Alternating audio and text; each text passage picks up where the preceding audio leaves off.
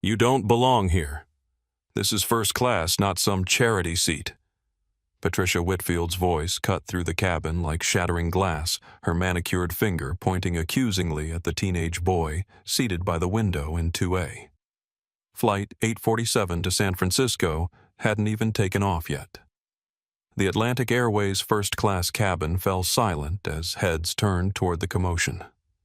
The boy, dressed in a worn gray hoodie and faded jeans, didn't flinch.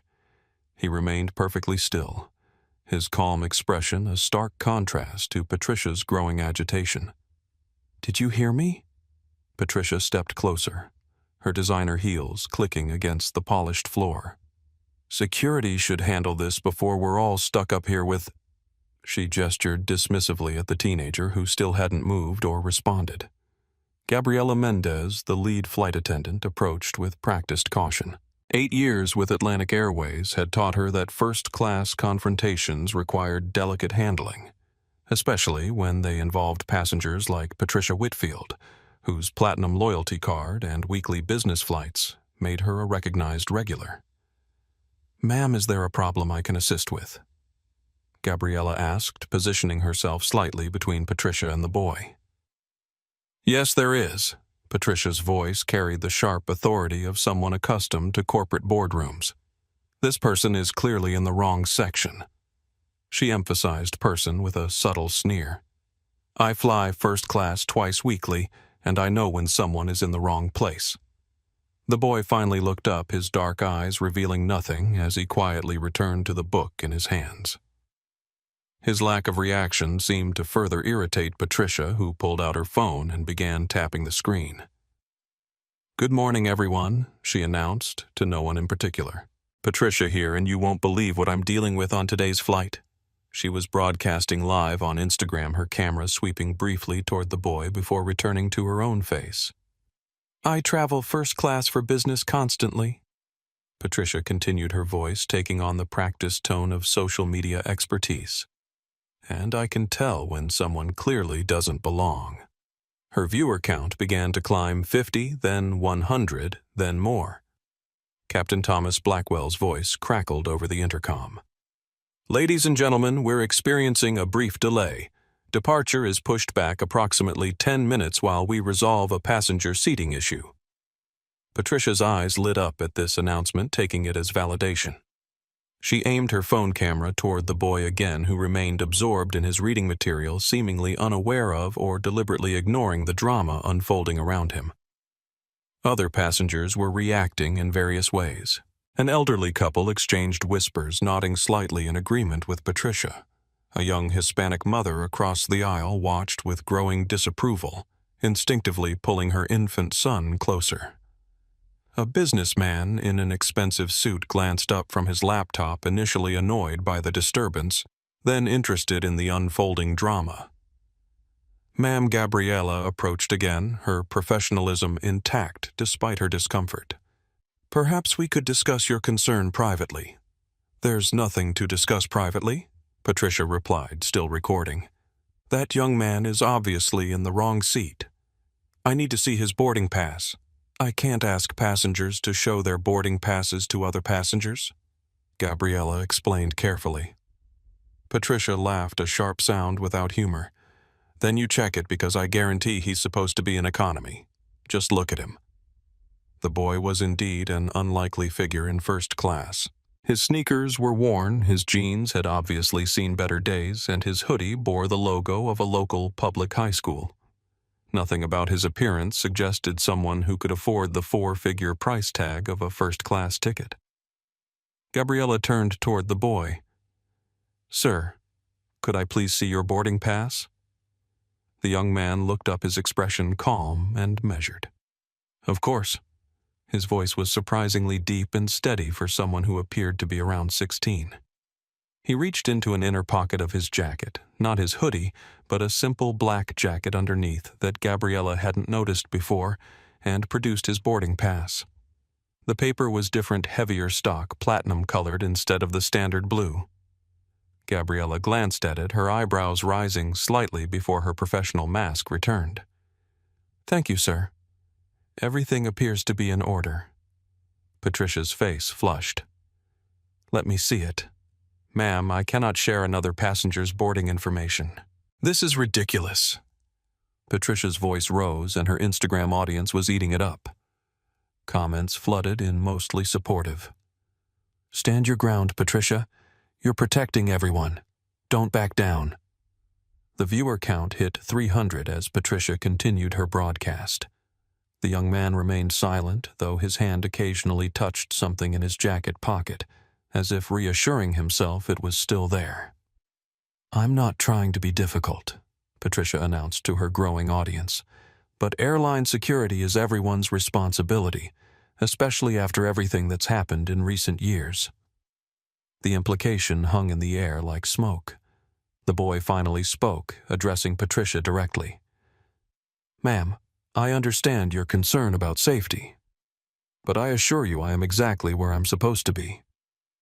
Something in his tone made Gabriella look at him more carefully. There was an authority there, a weight that seemed odd coming from someone so young. Patricia wasn't having it. Look, kid, I don't know how you got that boarding pass, but Flight 847 departure, now delayed 15 minutes, came the announcement. We apologize for the inconvenience. Patricia smiled triumphantly at her phone. See? They're taking this seriously. What she didn't know was that the delay had nothing to do with the boy's presence in first class. The captain had been making calls checking passenger manifests, confirming something that would soon change everything. The boy's phone buzzed with a text message. He glanced at it, and for just a moment something flickered across his face. Not worry exactly, more like anticipation. He typed back quickly, then slipped the phone into his jacket pocket, the same pocket where he kept something else. Something he hadn't shown to anyone yet. Elijah Reynolds kept his breathing steady as the woman continued her tirade. Inside a hurricane of emotions threatened his carefully constructed calm, but years of his father's training held firm. Never let them see you sweat, William Reynolds Jr. had taught him since he was old enough to understand words. Your dignity isn't negotiable. Patricia Whitfield wasn't the first person to decide he didn't belong somewhere, and Elijah knew she wouldn't be the last. At 12, he'd been followed by security at an upscale department store while shopping for his mother's birthday gift. At 14, a restaurant host had asked if he was there to pick up a takeout order when he arrived for a reservation. Just 2 months ago, a teacher at his new private school had mistaken him for a scholarship student rather than a full-paying enrollee. Each time the same calm response. Each time the same dignified reaction. His father's voice echoed in his mind. They expect anger. They're comfortable with anger. What they don't expect is composure. His fingers traced the edges of his grandfather's leather portfolio in his pocket. William Reynolds, Sr. had carried it through his service as a Tuskegee Airman, one of the first black military aviators in the U.S. Armed Forces. The portfolio had held flight logs, mission briefings, and later, after the war, his business plans for what would eventually become Atlantic Airways. Now it held the documents that would change this encounter completely, but Elijah wasn't ready to reveal them. Not yet. The text message from Elena Vasquez, his father's chief of staff, had confirmed what he suspected word of the incident was already reaching corporate headquarters. PR monitoring social media mentions. Security protocols activated. Your call on timing. Elijah had replied simply, 10 more minutes. Let it develop. This wasn't just about him anymore. This was about something bigger, something his father had prepared him for. Sometimes William Jr. had told him the most powerful teaching moments require patience. Through his window, Elijah could see ground crews preparing the aircraft. His flight was supposed to be routine, a quick trip to San Francisco to meet with developers for the airline's new mobile app before visiting his father in the hospital. William Reynolds Jr. had suffered a stroke 3 weeks ago, and while his condition had stabilized, the doctors had insisted on a medical leave from his duties as CEO. The board's emergency appointment of Elijah as interim operational head had been controversial, but his father had been preparing him for this role since childhood. As Patricia's voice grew louder, Elijah noticed more passengers recording the incident. Good. Witnesses were important. Documentation was crucial. His father had taught him that too. Evidence matters more than emotion, he'd said during one of their many lessons. When people show you who they are, let them finish. Then respond with evidence they can't dispute. Elijah breathed deeply, calculating the timing. The woman's Instagram follower count was climbing. The hashtag #HowFirstClassFraud was starting to trend on her feed. In a few minutes, it would be time to reveal the truth, but not before the lesson had fully developed. Despite his outward composure, Elijah felt his heart racing. What if his voice cracked when he finally spoke up? What if he forgot the careful wording his father had practiced with him for situations like this? For a moment, doubt crept in. He was, after all, only 16, not the fully formed executive his father had been grooming him to become. He thought about his father lying in that hospital bed, working through speech therapy exercises after the stroke that had nearly taken him. William Reynolds Jr. had built Atlantic Airways from a regional carrier with 2 planes into the nation's 5th largest airline. He'd faced discrimination, banking rejection, and industry skepticism. But he'd prevailed through intelligence, persistence, and strategic thinking. Never use your power as a first resort, his father had taught him. Use it when it creates the greatest impact for positive change. Elijah felt the weight of 3 generations pressing on his shoulders.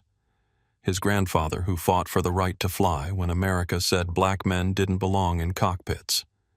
His father, who built an airline when the industry said black men didn't belong in boardrooms.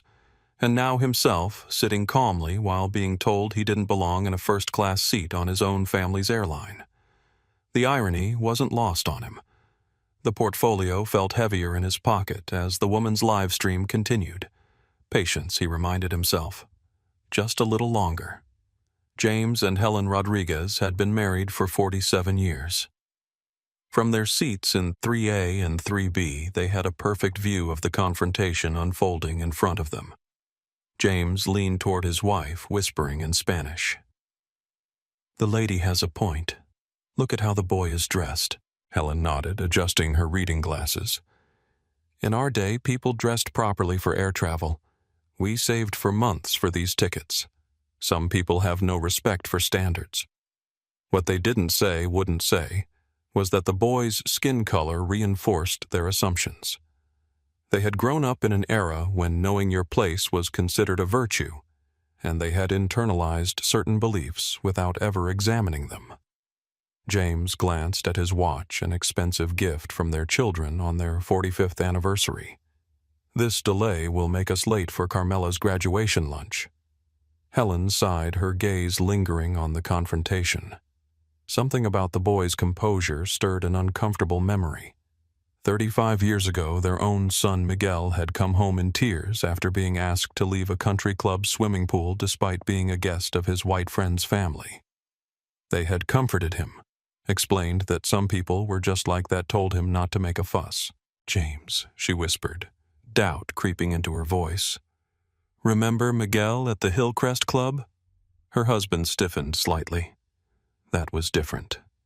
Was it Helen watched as the flight attendant verified the boy's ticket and Patricia continued her accusations regardless?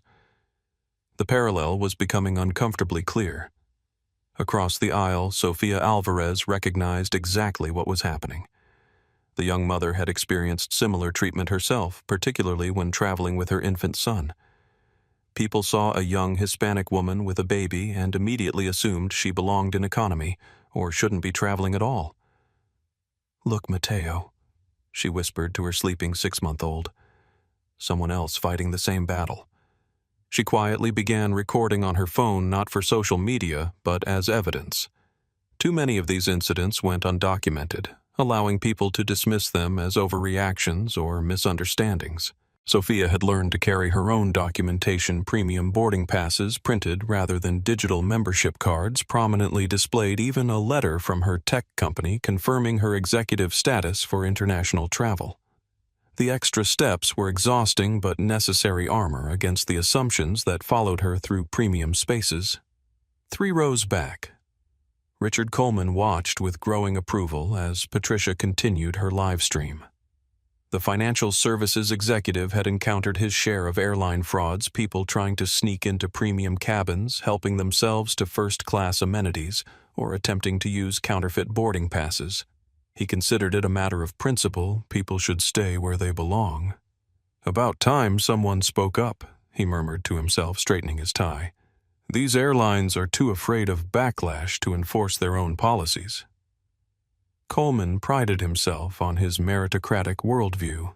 He had worked hard for his success state college while holding 2 jobs, entry-level positions, steady promotions earned through dedication. The fact that his path hadn't included the systematic barriers others faced didn't factor into his perspective. In his mind, his first-class seat was earned, and others potentially were not. Meanwhile, Daniel Park was rapidly becoming a secondary chronicler of the incident. The tech executive had initially been annoyed by the disruption but quickly recognized the situation for what it was. His fingers moved swiftly across his phone screen as he detailed the encounter on Twitter. Witnessing disturbing scene on #Atlantic Airways flight. Woman accusing teenager of not belonging in first class based solely on appearance. Travel while black. His first tweet already had 30 retweets. His followers, many from the tech industry, were responding with similar stories or expressions of outrage. Daniel had experienced his share of discrimination as an Asian American, though it manifested differently. He recognized the familiar patterns playing out in front of him. At the front of the cabin, Gabriela Mendez struggled with conflicting priorities. Atlantic Airways training emphasized de-escalation and customer satisfaction, but which customer should she prioritize, the platinum-level frequent flyer making a scene, or the quiet teenager with the unusual boarding pass?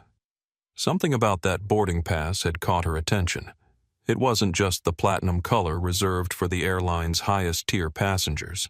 It was the code printed in the corner, an executive authorization she'd only seen once before when the airline's vice president had flown on her route. First Officer Michael Vega observed the commotion from the cockpit doorway. Captain Blackwell had sent him to assess the situation while he communicated with ground operations. "What's the status?" Michael asked Gabriela quietly. "Passenger dispute," she replied. "Ms. Whitfield is questioning the young man's right to be in first class. I've verified his boarding pass. He's authorized." Michael frowned. "That's it. That's what's delaying us. She's live streaming it. It's escalating." Michael glanced at the teenager who sat calmly despite the commotion. Something about the young man's composure struck him as unusual. Most passengers would be flustered, angry, or defensive in this situation. This kid seemed almost expectant, like he was waiting for something. "Captain's on the phone with someone from corporate," Michael said. "Seems unusually concerned about this particular situation." Ground Supervisor Anthony Torres pushed through the jetway door, clipboard in hand. 22 years with Atlantic Airways had taught him to handle delicate situations with diplomacy, but the urgency of the call from operations had alarmed him. "What's the situation?" he asked Gabriela, his voice low. Before she could answer, Patricia turned her camera toward him. Finally, "Someone with authority. This person is clearly in the wrong section. I need you to check his credentials." Anthony glanced at his tablet, scrolling through the passenger manifest. His expression remained neutral, but internally alarm bells were ringing. The name highlighted on his screen, Elijah Reynolds, had appeared in a company-wide memo just 3 weeks ago, though few had paid attention to the significance at the time. If this was the same Elijah Reynolds, this situation had just become far more complicated than a simple seating dispute. Patricia's Instagram Live had taken on a life of its own. The viewer count pushed past 1,200, with comments streaming in faster than anyone could possibly read them. What had begun as a localized incident was rapidly becoming a viral moment, spreading beyond her followers to wider social media.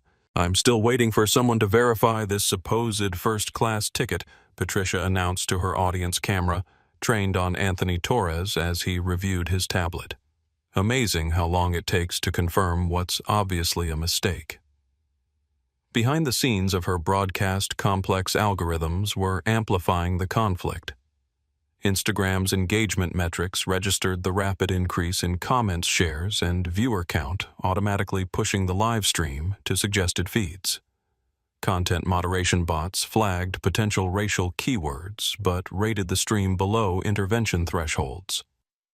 Meanwhile, third-party aggregation services were already clipping the most contentious moments for redistribution across platforms. The hashtag #FirstClassRacism had begun trending in direct opposition to Patricia's own #FirstClassFraud tag. Daniel Park's Twitter thread had expanded to 15 posts each, detailing a new development in the confrontation. His following, primarily tech industry professionals and journalists, had amplified his coverage to over 25,000 views in mere minutes. Flight attendant has verified teen's ticket. Woman still insisting he doesn't belong. Ground supervisor now involved. #FirstClassRacism. Atlantic Airways.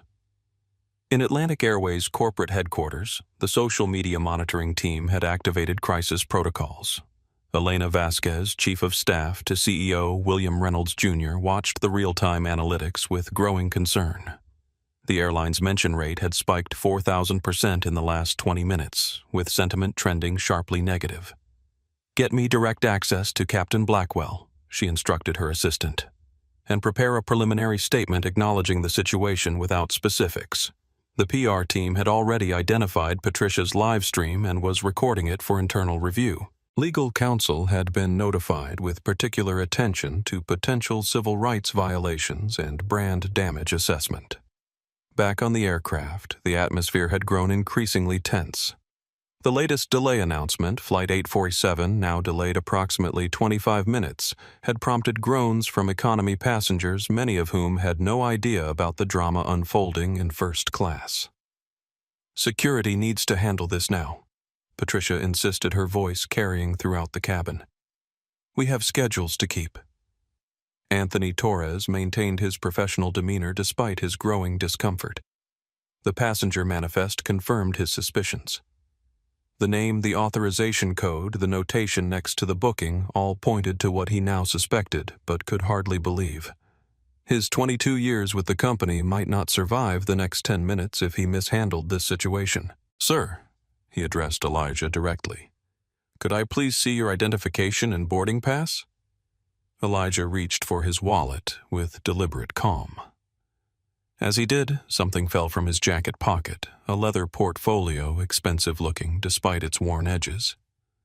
He quickly retrieved it, but not before several passengers noticed the embossed logo on the front, the distinctive Atlantic Airways emblem, but in a design variant reserved for executive-level materials. "Here you go." Elijah handed over his driver's license and boarding pass. Anthony studied them carefully, his expression shifting almost imperceptibly. He looked at Elijah again, then back at the documents, then at his tablet. Patricia's live stream captured his growing discomfort as his fingers scrolled urgently through additional passenger information. "This is taking too long," Patricia announced to her audience, now numbering over 1,500 viewers. "How hard is it to verify a fake ticket?"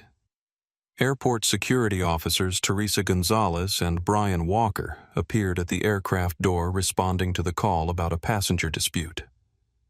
They surveyed the scene with professional caution. Ma'am, Anthony said slowly, addressing Patricia, "I need you to lower your voice and end your live stream." "Absolutely not," she replied. "This is America. I have rights." Sofia Alvarez had heard enough. "You have the right to be racist on social media," she called out, her sleeping baby now stirring from the commotion. "That's not a right I'd be proud of." "Racist?" Patricia whirled around her camera, capturing her indignant expression. "This has nothing to do with race. This is about proper procedures and airline security. I'd question anyone who looked out of place." But her face had flushed deeper, her voice climbing to a pitch that betrayed exactly what this was really about. Helen Rodriguez nudged her husband, speaking quietly but firmly in Spanish. "James, this isn't right. That woman is doing to this boy exactly what they did to Miguel." James shifted uncomfortably. "We don't know the full situation." "We know enough," Helen replied, then surprised her husband by raising her voice to address Patricia directly. "Excuse me, but the flight attendant already checked his ticket. Perhaps we should trust the professionals to do their jobs." The unexpected intervention from the elderly Hispanic woman created a momentary pause in the confrontation. Patricia seemed taken aback that someone she might have expected support from was instead challenging her. Richard Coleman rose from his seat. "Let's all calm down. The airline has procedures for a reason." Daniel Park didn't miss a beat, adding to his thread white male passenger now joining in defending woman's concerns about black teen's presence. Elderly Hispanic couple just spoke up in teen's defense, cabin dividing along visible lines. First-class racism. His post was retweeted 300 times within seconds. Teresa Gonzalez approached Anthony. "Sir, we received a call about a passenger issue." Anthony Torres had gone pale, staring at his tablet as if it contained life-altering news. "I think there might be a misunderstanding here," he managed to say. "No misunderstanding," Patricia declared, turning her camera toward the security team. "This teenager is sitting in first class with what's obviously a fraudulent ticket. Remove him so we can all get where we're going." Patricia's viewer count had hit 1-800. The comments were coming so fast, they formed a continuous blur of text. Hashtag first-class fraud was now trending nationally, but so was hashtag black in first class and flying. While black creating a social media battlefield that extended far beyond the aircraft. 5 minutes to mandatory departure time came the announcement. "We need to resolve this situation immediately." That's when Captain Thomas Blackwell emerged from the cockpit. 30 years of flying former Air Force pilot, he'd seen everything from terrorist scares to medical emergencies. But right now, walking down the aisle toward the commotion in first class, he looked distinctly uncomfortable. Patricia immediately redirected her phone toward him. "Captain, thank God. Please remove this passenger so we can depart." Captain Blackwell looked at Patricia, then at Anthony. Then his eyes found Elijah. The teenager was watching him with interest now, no longer gazing out the window. "Mr. Reynolds," the captain said quietly. "Not son, not young man. Mr. Reynolds." The formality hung in the air like a question mark.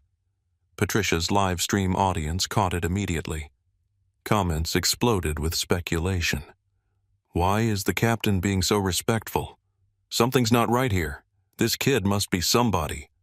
Captain Blackwell. Elijah replied, standing for the first time since the confrontation began. As he rose, his presence seemed to change. He was tall for 16, nearly 6 feet, and there was something in his posture that hadn't been obvious while he was seated, a kind of natural authority that made people unconsciously step back and give him space. Even the security officers seemed to sense it, exchanging glances. "I apologize for the delay," Captain Blackwell said, his voice carrying the deference usually reserved for VIP passengers. "Not your fault," Elijah replied calmly. "Though we should probably get underway soon. I have a board meeting at 2. "A board meeting. Not a meeting. A board meeting." Patricia was still filming, but confusion was creeping into her commentary. "I don't understand what's happening here. Why is everyone treating this kid like—" She trailed off as Captain Blackwell leaned down and whispered something in Elijah's ear. The teenager nodded, then reached for his leather portfolio. Anthony Torres had gone completely pale. Whatever was on his tablet screen had finally clicked into place. He was staring at Elijah like he'd seen a ghost. "Oh no," he whispered loud enough for nearby passengers to hear. "Oh God, no." Daniel Park's Twitter thread had gone viral. 30,000 retweets and climbing. Major news accounts were picking it up. Hashtag first-class racism was trending nationally now, with subsidiary hashtags spawning by the minute. But the people on the plane were about to discover that all those hashtags were missing a crucial piece of information. William Reynolds Sr. had never expected to fly planes for America. As a young black man in 1940s Alabama, his dreams of aviation had been met with laughter, ridicule, or worse. But history had other plans. The Tuskegee Airmen program, the Army Air Force's segregated unit for black pilots, had given him his chance. "The sky doesn't care about your color," he would later tell his son. "Gravity treats everyone the same." That philosophy carried William Sr. through nearly 200 combat missions over Europe, where his P-51 Mustang fighter, nicknamed Higher Ground, became feared by German pilots. It also sustained him through the bitter irony of returning home as a decorated war hero to a country that still refused him service at lunch counters. The leather portfolio that now rested in his grandson's hands had been with William Sr. through it all, containing flight logs, mission briefings, and later the business plan for what began as Reynolds Air Service in 1955. 2 small planes offering charter flights between underserved southern communities operating from airfields that wouldn't turn away a black-owned business. William Reynolds Jr. inherited both the portfolio and his father's determination.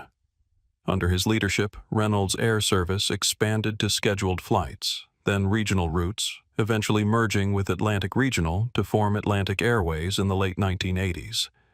The transition hadn't been easy. Investors questioned whether passengers would trust an airline with a black CEO. Banks were reluctant to provide expansion capital. They never said it was about race, William Jr. had explained to young Elijah during one of their many lessons. They used words like market uncertainty and customer preferences. But we knew. We always knew. When William Jr. suffered his stroke 3 weeks ago, collapsing during a board meeting, Elijah had been in school taking a calculus exam. The emergency text from his mother had sent him rushing to the hospital where doctors delivered the prognosis William would survive, but recovery would take months, possibly a year. The medical leave created an immediate leadership crisis. Atlantic Airways' stock dropped 12% in a single day as investors questioned the company's stability without its founder at the helm. The board had gathered in William's hospital room, seeking his input on interim leadership. To everyone's shock, except perhaps William's wife Diana, he had pointed to his 16-year-old son. "Elijah knows this business better than anyone except me." William had insisted, his speech slightly slurred from the stroke. "He's been preparing for this his entire life." The board's reluctance was obvious. The airline's general counsel had pointed out regulatory concerns about a minor in an executive position. The CFO questioned his ability to make financial decisions. The COO worried about employee confidence. William had forced himself to sit up straighter in his hospital bed, his voice finding some of its former strength. "My father fought for the right to fly when this country said black men didn't belong in cockpits. I built this airline when the industry said black men didn't belong in boardrooms. Now my son will lead it regardless of what anyone thinks about his age." The compromise came in the form of a limited interim operational authority resolution. Elijah would handle customer experience, service standards, and public representation. The executive team would manage day-to-day operations, with Elijah having final approval on major decisions. Elena Vasquez Williams' trusted chief of staff would serve as executive liaison. The arrangement was intended to be largely ceremonial, while William recovered a symbolic continuity of Reynolds' family leadership to reassure investors, employees, and customers. No one had expected Elijah to actually exercise his authority so soon or in such a public way. From childhood, Elijah had been immersed in the airline business. While other kids played with toy planes, he studied route maps, where others saw summer vacations as a break from learning. Elijah spent his shadows in his father's office, absorbing every aspect of the company. By 14, he could recite load factors, fleet specifications, and competitor analyses from memory. William Jr. had been deliberate in his son's preparation, particularly in handling discrimination. It's not enough to be right, he would tell Elijah. You have to be strategic. Pick your moments. Understand when to speak and when to listen. Know when to reveal your power and when to keep it hidden. The lessons included practical simulations. William would take Elijah to high-end stores dressed in casual clothes, quietly observing how security followed them. They would book restaurant reservations, arrive separately, and note the different treatment. William would deliberately book economy tickets, then watch how gate agents responded to upgrade requests. Observe everything he instructed. The facial expressions, the tone changes, the body language. These are the subtle signals people send when they've decided you don't belong. The most important lesson came after each experience, the debrief. William never encouraged anger or resentment. Instead, he focused on analysis and strategy. Anger is easy, he would say. Anyone can be angry. The real power lies in maintaining your dignity while helping others recognize their prejudice. But this theoretical training hadn't fully prepared Elijah for the reality of being in charge. Since his interim appointment, he'd struggled with doubts he couldn't share with anyone. At night alone in his room, he would sometimes feel the weight of responsibility crushing him. What if he made decisions that cost people their jobs? What if the stock continued to fall under his leadership? What if he simply wasn't ready? His friends knew nothing about his new role. To them, he was still just Elijah, the quiet kid who was good at math and sometimes missed weekend plans because of family obligations.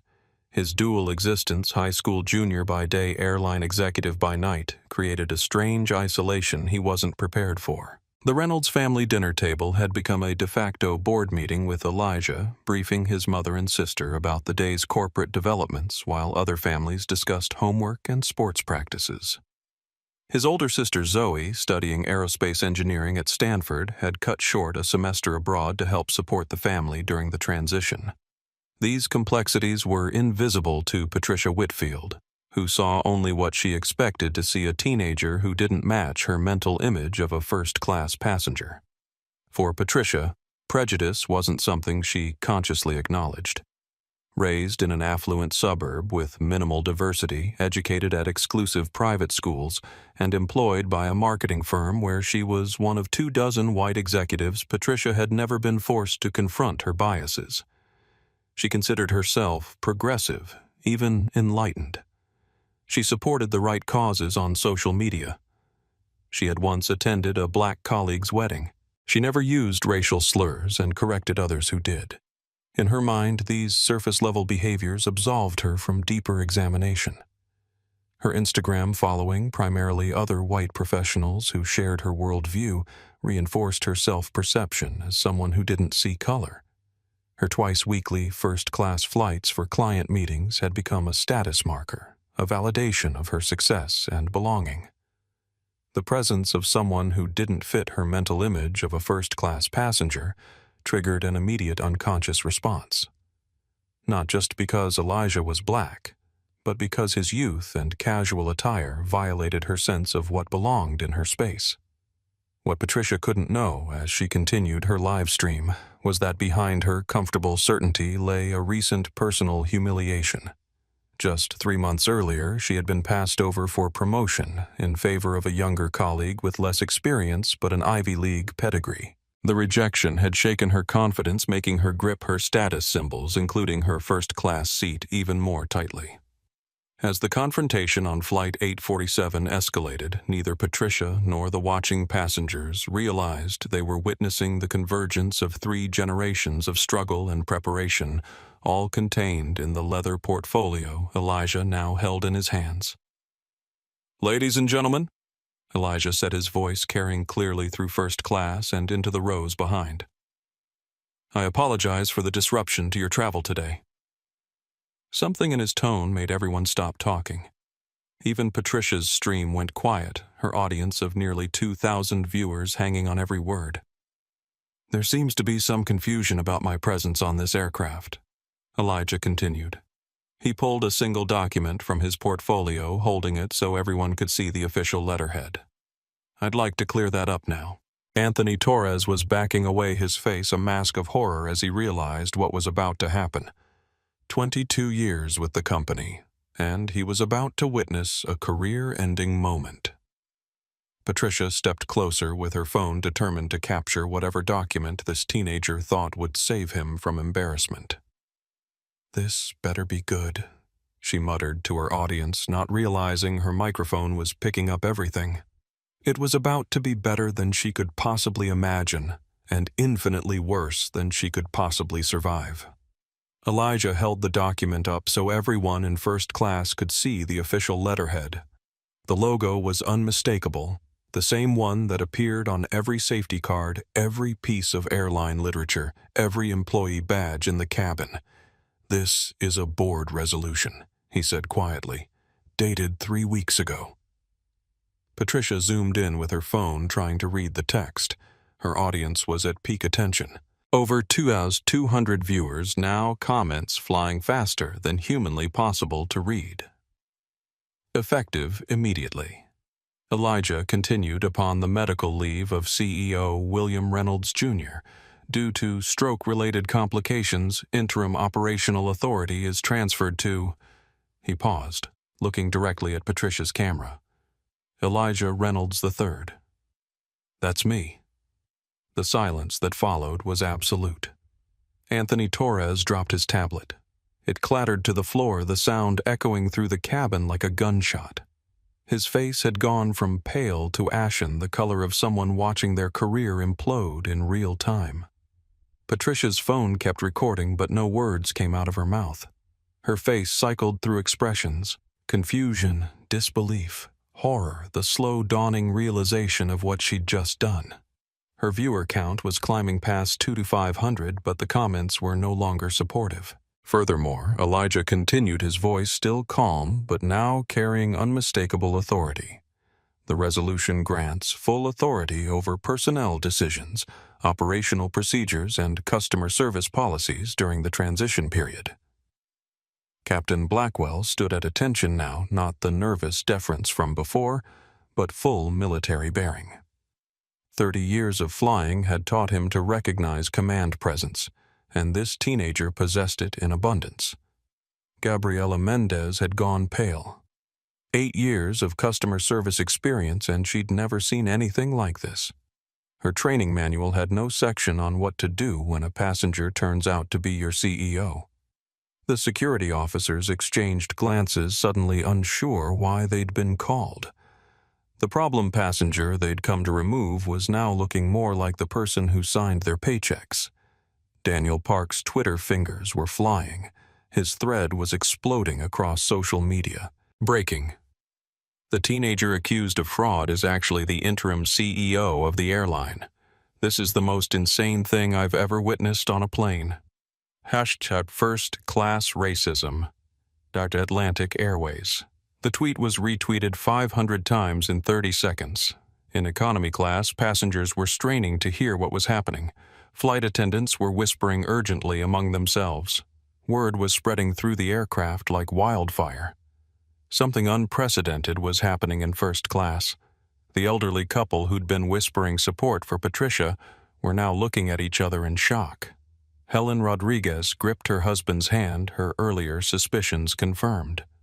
"James," she whispered, "this is exactly like Miguel's situation, but with very different power dynamics." James nodded slowly, the parallel impossible to ignore now. That's impossible." Patricia finally found her voice. "You're just a kid. This is some kind of joke." Her Instagram Live comments were brutal now. "Delete this stream. You're finished. This kid owns the airline." Screenshots were being taken faster than she could process what was happening. Elijah reached back into his portfolio and pulled out a second document. "Here's yesterday's Wall Street Journal," he said, unfolding the business section. Page 1 of the business section. He held it up. The headline read, "Atlantic Airways CEO suffers stroke. Son prepared for interim role." Below it was a photo of Elijah in a suit standing beside his father in front of an Atlantic Airways plane. The resemblance between them was unmistakable. The article, Elijah continued, his voice carrying the confidence of someone who'd grown up in boardrooms, mentions that the transition has been planned for months, that I've been shadowing executives, attending strategy meetings, learning operations from the ground up. Patricia's hands were shaking so badly she could barely hold her phone steady. Her live stream was chaos. People were joining just to watch the meltdown, sharing the link across every platform imaginable. But the people watching in person were experiencing something different. This wasn't just about a mistaken identity anymore. This was about power, real power, and what happened when you attacked someone who had more of it than you could imagine. The article also mentions, Elijah continued conversationally, that I've been preparing for this role since I was 12. Board meetings, operational training, financial analysis, customer service evaluation. My father believed in learning the business from the ground up. He gestured around the cabin with a slight smile, including understanding what our customers experience when they fly with us, especially customers who might not look like traditional first-class passengers. The implication hung in the air like smoke. Anthony Torres was hyperventilating. 22 years with the company. His pension was 18 months away. His daughter was starting college in the fall, and he had just publicly humiliated the person who could end his career with a phone call. "Mr. Reynolds," he stammered, his voice breaking. "Sir, I didn't know. I was just trying to follow protocol." "Of course you didn't know," Elijah replied, his tone neither angry nor forgiving, just matter-of-fact. "How could you? I was just a black kid in a hoodie sitting where someone like me wasn't supposed to be." The words landed like physical blows. Patricia was still filming, but her commentary had stopped entirely. The comments on her live stream had turned vicious. People were screenshotting her profile, sharing her employer information, calling for boycotts of her company. Sofia Alvarez was recording too, now her phone capturing Patricia's meltdown for her own social media followers. "This is why you mind your own business," she whispered to her camera. "Karma is real, y'all." Other passengers were frantically Googling Elijah Reynolds, Atlantic Airways CEO. The results were overwhelming. Business journals, aviation industry publications, press releases. The kid they'd been watching get humiliated was part of a family worth an estimated $2.7 billion. Ma'am, Elijah addressed Patricia directly, his voice cutting through the chaos of her collapsing live stream. "You said I don't belong in first class. You said I was obviously lying about your ticket. You said airline security was everyone's responsibility." Patricia nodded mutely, still holding her phone but no longer able to speak to her audience. "You also said this had nothing to do with race," Elijah continued. "That you'd question anyone who looked out of place." He paused, letting that statement settle over the cabin. "I'm curious about that because earlier today I watched you board this aircraft. You walked past a man in first class wearing flip-flops, board shorts, and a tank top that says Spring Break Forever. You didn't question his presence." Patricia's eyes darted toward the passenger Elijah was describing. He was indeed dressed exactly as stated, looking like he'd come straight from a beach vacation. He was now sinking lower in his seat, clearly uncomfortable with the attention. "You also passed a woman traveling with 3 small children, all of whom were climbing over the seats during boarding. You didn't suggest she might have the wrong tickets." True again. The woman in question was now staring at Patricia with obvious disgust, her arms protectively around her children. "There's a man in row 2 wearing a tracksuit and gold chains counting cash openly. You didn't find that suspicious. Every passenger Elijah mentioned was real, their presence confirming the selective nature of Patricia's security concerns. But a black teenager reading quietly in his assigned seat, bothering no one, making no noise, that was the security threat that required live streaming and public humiliation. Patricia tried to speak, but only a whisper came out. I didn't know." Elijah's phone vibrated with incoming messages. He glanced at the screen, briefly noting alerts from Elena Vasquez. The corporate response was now fully activated. PR was monitoring social media metrics. Legal was assessing potential liabilities. The board had been notified. Mr. Reynolds. Captain Blackwell said formally, his military bearing now complete. "What are your instructions, sir?" It was the question everyone was waiting for. Patricia's career, Anthony's pension, the flight itself, everything hung in the balance. Elijah looked around the cabin, meeting the eyes of every passenger who'd been watching the confrontation. The power dynamic had shifted so completely that people who'd been filming him were now averting their cameras as if suddenly aware they were in the presence of royalty. For a brief moment, Elijah felt a wave of uncertainty. His father would know exactly what to do in this situation, but he was still finding his way. He could feel the weight of everyone's expectations, the passengers, the crew, the invisible audience watching through social media. What if he made the wrong decision? What if he couldn't live up to the Reynolds legacy? He took a deep breath, pushing the doubt aside. This wasn't just about him or Patricia. This was about setting a precedent that would affect countless passengers who looked like him but didn't have his resources or authority. The moment required both justice and wisdom. Patricia Whitfield's mind reeled as reality crashed down around her. The phone in her hand felt suddenly heavy, its live stream now a damning record of her behavior, rather than the validation she'd sought. Her carefully constructed self-image, successful executive, frequent first-class traveler, social media influencer, was disintegrating in real time. "This isn't happening," she whispered, her voice barely audible over the ambient noise of the aircraft. But it was happening. The evidence was incontrovertible, the board resolution, the newspaper article, the obvious deference of the airline staff, and most damning of all, her own recorded words. Her thoughts raced through stages of denial with frightening speed. First came disbelief.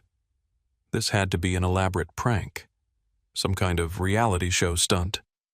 Perhaps the airline was filming a training video about discrimination. But Captain Blackwell's rigid posture and Anthony Torres's ashen face confirmed this was all too real.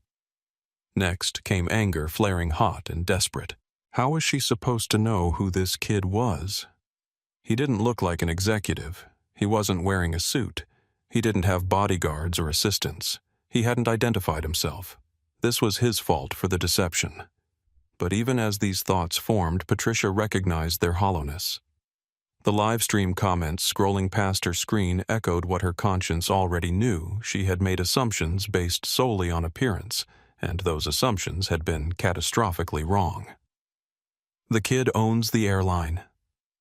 You're finished. Your company is going to fire you by tomorrow. This is the most expensive mistake I've ever seen someone make." Bargaining began as her breathing quickened. Maybe she could explain this away. Everyone makes mistakes. She was just concerned about security. She'd apologize, of course, make it clear this was all a misunderstanding. She would emphasize her progressive values, her support for diversity initiatives, her black friend from college. But Elijah Reynolds's measured gaze told her that superficial apologies would not suffice. This wasn't a moment for damage control. This was a reckoning. Depression crashed over her as the full implications crystallized. Her company would see this. Her clients would see this. Her family would see this. A live stream viewed by thousands, archived forever, showing her demanding the removal of the teenage CEO of a major airline because he didn't look like he belonged. The professional reputation she'd spent 15 years building was evaporating before her eyes. Her hands trembled so violently that she nearly dropped her phone. Tears welled up, blurring her vision as the comments continued to stream past. Her follower count was actually decreasing in real time as people disconnected from her in disgust. "I didn't mean," she began, but the words died in her throat. What exactly hadn't she meant? To assume a black teenager didn't belong in first class, to publicly humiliate him, to demand his removal. She had meant all of those things, and the realization was devastating. Beneath the surface, humiliation lay a deeper, more painful truth. 3 months ago, when she'd been passed over for promotion, her boss had cited concerns about her interpersonal approach and collaborative style. She'd dismissed the feedback as corporate jargon masking favoritism for her younger Ivy League colleague. But now, watching herself through the lens of her own live stream, she glimpsed what others might have seen all along: entitlement, quick judgment, casual cruelty, dressed as concern. Sweat beaded on her forehead as physical symptoms of panic set in. Her heart pounded in her chest. The cabin suddenly felt too warm, too small, too crowded with judging eyes. The phone in her hand continued broadcasting her unraveling to an audience that had swelled beyond 3,000 viewers, many joining specifically to witness her downfall. Richard Coleman, who had supported her earlier, now stared straight ahead, pretending he'd never been involved. The elderly couple who had nodded along with her accusations were now engaged in an intense, whispered conversation, the wife appearing to rebuke her husband. She was utterly alone in a crowd of witnesses. Patricia's gaze fell to the floor as the final stage acceptance began to take hold. This was happening. It was real. There would be consequences. There should be consequences. "Ms. Whitfield." Elijah's voice startled her. She looked up, tears now flowing freely down her cheeks. "Your Instagram Live currently has 3,245 viewers," he said, his voice neither cruel nor kind. "That's not counting the shares, the clips being extracted, or the screenshots circulating on other platforms. Your full name is visible on your profile, as is your company affiliation." He wasn't threatening her. He was simply stating facts. Somehow that made it worse. The incident is being covered on Twitter by multiple users, including a tech executive with significant following. News outlets have been alerted. By the time we land in San Francisco, this will be a national story. Patricia's tears came faster now, her breathing shallow and quick. The enormity of what she had done, what she had lost, crashed over her in waves. Why she whispered the question directed as much to herself as to Elijah. Why did I do this? The cabin fell silent, waiting for her answer to her own question. It was the most honest moment of the entire confrontation, a woman facing the prejudice she had never acknowledged even to herself. Because she said, her voice breaking, because I saw a young black man in casual clothes, and I assumed. The confession hung in the air, raw and painful and true. You assumed what Elijah prompted gently, that you couldn't afford first class, that you were trying to scam the system, that you didn't belong here with people like me. The admission fell like a stone into still water. Patricia's shoulders slumped as she finally spoke the truth that had been driving her behavior all along. "And why did you make those assumptions?" Elijah asked, his voice still calm but insistent. Patricia was crying harder now, but she was finally being honest. "Because that's what I've been taught to think. What I've always thought. That people who look like you don't belong in spaces like this." Elijah nodded slowly. "Thank you for being honest." He turned to address the entire cabin, his voice carrying to the passengers in economy who were straining to hear. "What we're witnessing isn't about one passenger or one incident. It's about assumptions. The belief that certain people don't belong in certain spaces. The confidence to act on those assumptions publicly." Patricia's live stream continued capturing everything, but she was beyond caring about damage control now. The truth had already been exposed, not just to her audience, but to herself. For the first time, Patricia Whitfield was seeing herself clearly, and the reflection was devastating. Behind her carefully constructed professional identity and social media persona lay a person who had never truly examined her own biases. She had created a version of herself, progressive, fair-minded, not seeing color, that bore little resemblance to her actual behavior. The cognitive dissonance between who she thought she was and who she had revealed herself to be was shattering. In that painful moment of clarity, something unexpected happened. Relief. The exhaustion of maintaining her false self-image gave way to the strange liberation of finally confronting the truth. It hurt. It hurt terribly, but it was real in a way her previous self-conception had never been. Whatever came next, career implosion, public shaming, personal reckoning, At least it would be built on something authentic rather than comfortable self-deception. Elijah Reynolds stood at his full height now, no longer the passive teenager trying to avoid conflict, but the interim CEO of a major airline addressing a critical situation. When he spoke, his voice carried the natural authority that came from years of preparation. "Captain Blackwell," he said, "what's our current departure status?" "We're approximately 28 minutes behind schedule, sir," the captain replied. "Ground operations is holding our departure slot for another 15 minutes before we'll need to request a new clearance." Elijah nodded, then turned to address the gathered crew and security personnel. "Let's be clear about what's happening here. This isn't just about a seating misunderstanding. This is about a passenger being profiled, recorded without consent, and publicly humiliated based on appearance." He pulled out his executive phone, not an iPhone like most teenagers carried, but a secure device with corporate access, and opened an app that displayed real-time company data. Atlantic Airways processes approximately 837,000 passengers weekly across 247 daily flights. We generate $47.8 billion in annual revenue. We employ 127,000 people worldwide. The numbers landed with the weight of absolute authority. This wasn't just a rich kid with a trust fund. This was someone who controlled an empire. Yet despite his outward composure, Elijah felt his mouth go dry. The statistics were his father's favorite way to establish control in tense situations. William Reynolds Jr. had used them countless times in board meetings and press conferences. But reciting them now, Elijah heard his own voice waver slightly on billion. Would anyone notice? Would they see through his performance to the anxious teenager beneath? He glanced at Captain Blackwell, whose expression remained professionally neutral. The momentary doubt shook him. Elijah took a breath, steadying himself. He could do this. He had to do this.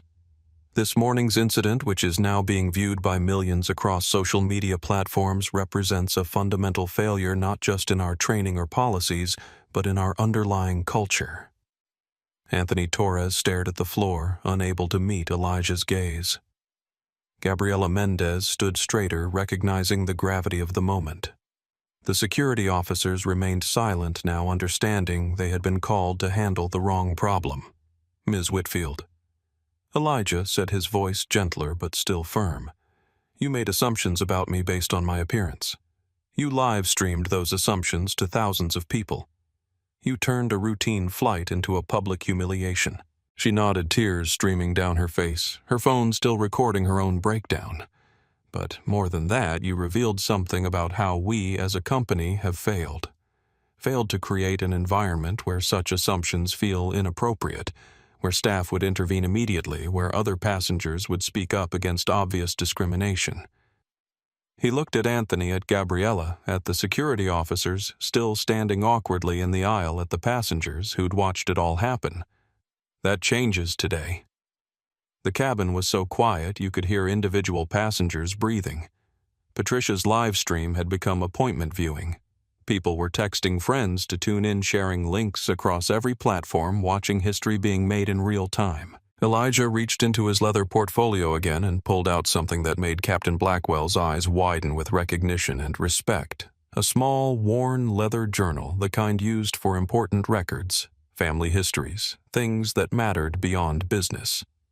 "This belonged to my grandfather Elijah," said his voice softer now, carrying decades of family pride and pain.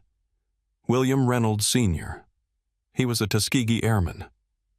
The historical weight of that statement settled over the cabin like a heavy blanket.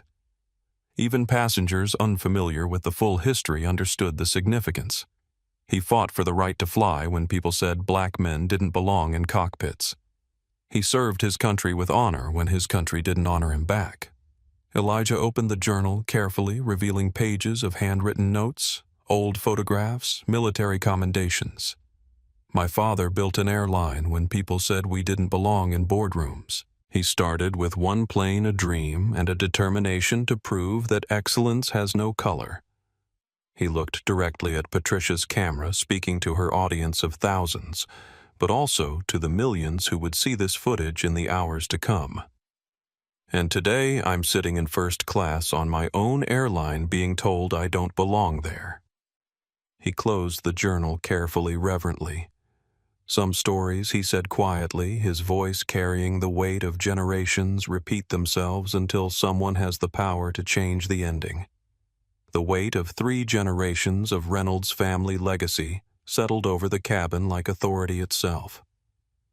Elijah carefully returned his grandfather's journal to the portfolio, then looked up at the assembled group passengers, crew, security, all waiting for his next words. As the moment stretched, a flicker of uncertainty crossed his face, so brief that most missed it. What would his father do in this situation? The question had been his constant companion since taking on the interim role. The pressure to live up to William Reynolds Jr.'s legacy sometimes felt overwhelming. Now he said, his voice finding strength again. Let's talk about what happens next. He pulled out his executive phone and opened a detailed analytics dashboard. The screen showed real-time data that only senior executives had access to. Ms. Whitfield, your Instagram Live has been viewed by approximately 4.2 million people in the past 37 minutes. The video is being shared across platforms at a rate of approximately 12,000 shares per minute. Haj Eliza Reynolds is trending in 43 countries. Patricia's face went from pale to green. She was still holding her phone, but her live stream had devolved into chaos comments, moving too fast to read her follower count actually dropping as people unfollowed her in real time. The financial impact of this incident is already measurable. Elijah continued scrolling through reports that were updating in real time. Our social media monitoring system shows Atlantic Airways mentioned in approximately 847,000 posts in the last hour. Sentiment analysis is complicated. He held up the phone so Captain Blackwell could see the dashboard. 67% positive sentiment praising our company for having young black leadership. 31% negative criticizing us for allowing discrimination to occur. 2% neutral. Anthony Torres was taking notes frantically as if documenting his own professional execution. From a legal standpoint, Elijah continued, his tone becoming more businesslike. Ms. Whitfield has created significant liability exposure for both herself and potentially her employer. He swiped to another screen. Federal aviation regulations, specifically 14 CFR Section 382, prohibit discrimination against passengers. Civil rights violations under Section 1983 carry damages averaging $1.8 million in settled cases. Patricia tried to speak, but only a whisper came out. I didn't know. Title II of the Civil Rights Act of 1964. Elijah continued as if reading from a legal brief, specifically covers public accommodations, including commercial aircraft. Violations can result in both monetary damages and injunctive relief. He looked up from his phone. That means, Ms. Whitfield, that you've potentially exposed yourself to federal civil rights charges regardless of whether I choose to pursue them. The security officers exchanged glances. This wasn't the kind of passenger dispute they were trained to handle. This was more like watching a federal case being built in real time. But legal consequences are just one aspect, Elijah said, switching screens again. Let's discuss the broader implications. Daniel Park was furiously tweeting updates, his thread now approaching 50,000 retweets. Other passengers were filming their own response videos, turning the cabin into a real-time content creation studio. Atlantic Airways stock is currently trading at $347.23 per share. Elijah announced, checking a financial app. In the past hour, volume has increased 340% above normal trading levels. The market is watching this story very carefully. He turned to Anthony Torres. Mr. Torres, in your 22 years with the company, how many discrimination complaints have you personally handled? Anthony stammered, clearly, calculating in his head. Maybe 15, 20. Our internal records show 17 formal complaints filed against gate agents and ground staff in the Atlanta hub, alone over the past 18 months. Elijah corrected. all involving passengers of color being questioned about their ticket validity or seat assignments. The number hung in the air like an indictment of the entire system. None of those complaints resulted in policy changes. None resulted in additional training. None resulted in consequences for the staff involved. Gabriela Mendez was taking mental notes, realizing she was witnessing a masterclass in corporate accountability. That pattern Elijah continued suggests ingrained issues rather than isolated incidents, which brings us to today's decisions. He looked directly at Patricia, who was still crying quietly, her phone shaking in her hands. "Ms. Whitfield, you have 3 options. I'm going to lay them out clearly, and you can choose how this story ends." The cabin was silent except for the ambient noise of the aircraft and Patricia's barely audible sobs. Option 1. You can continue your live stream. Apologize publicly to me and to the passengers who witnessed your behavior. Acknowledge that your actions were based on racial bias and commit to diversity training. In return, I won't pursue legal action, and Atlantic Airways will implement a passenger dignity protocol in your honor. Patricia looked up, hope flickering in her eyes. Option 2. You can end your stream now, delete the video, and pretend this never happened, in which case I will file federal discrimination charges, pursue maximum damages under civil rights law, and ensure this incident becomes a case study in every business school in America. The hope died quickly. Option 3. You can continue broadcasting, maintain that your actions weren't discriminatory, and defend your behavior. In that case, I will not only pursue all legal remedies, but I will also personally ensure that every airline, hotel, and transportation company in America knows exactly who you are and how you treat their customers. The ultimatum was delivered with the calm precision of someone who'd learned negotiation from billionaire parents. Patricia tried to speak, her voice barely audible. What do you want me to say? I want you to tell the truth. Elijah replied simply. To your audience, to these passengers, to yourself. Why did you single me out? What was it about my appearance that made you assume I didn't belong in first class? The question hung in the air like a challenge. Patricia's live stream was still running, still being watched by thousands of people, still recording her potential redemption or complete destruction. As Patricia wrestled with her response, the impact of Elijah's revelation rippled through the cabin, creating distinct factions among the passengers and crew. Elena Vasquez strode through Atlantic Airways' Crisis Management Center with purposeful energy, coordinating the company's response in real time. As chief of staff, she maintained the delicate balance between corporate interests and the Reynolds family's values, a balance currently being tested at 30,000 feet. What's our latest exposure assessment? She asked, addressing the assembled team of PR specialists, legal counsel, and social media analysts. Twitter mentions up 12,000% in the last hour, reported Samantha Liu, head of social monitoring. Traditional media picking up the story. CNN has a breaking news alert. Fox Business is covering the stock fluctuation. MSNBC has requested comment. On the aircraft, the first-class cabin had transformed from a travel compartment into a microcosm of American society, with alliances shifting as rapidly as the viral story unfolded. James and Helen Rodriguez, the elderly Hispanic couple who had initially supported Patricia's challenge, now sat rigid with embarrassment. James kept his eyes fixed on the flight magazine, pretending to be absorbed in an article about vacation destinations. Helen stared out the window, her lips moving in what appeared to be silent prayer. Helen whispered in Spanish, "We were wrong, just like those people at Hillcrest were wrong about Miguel."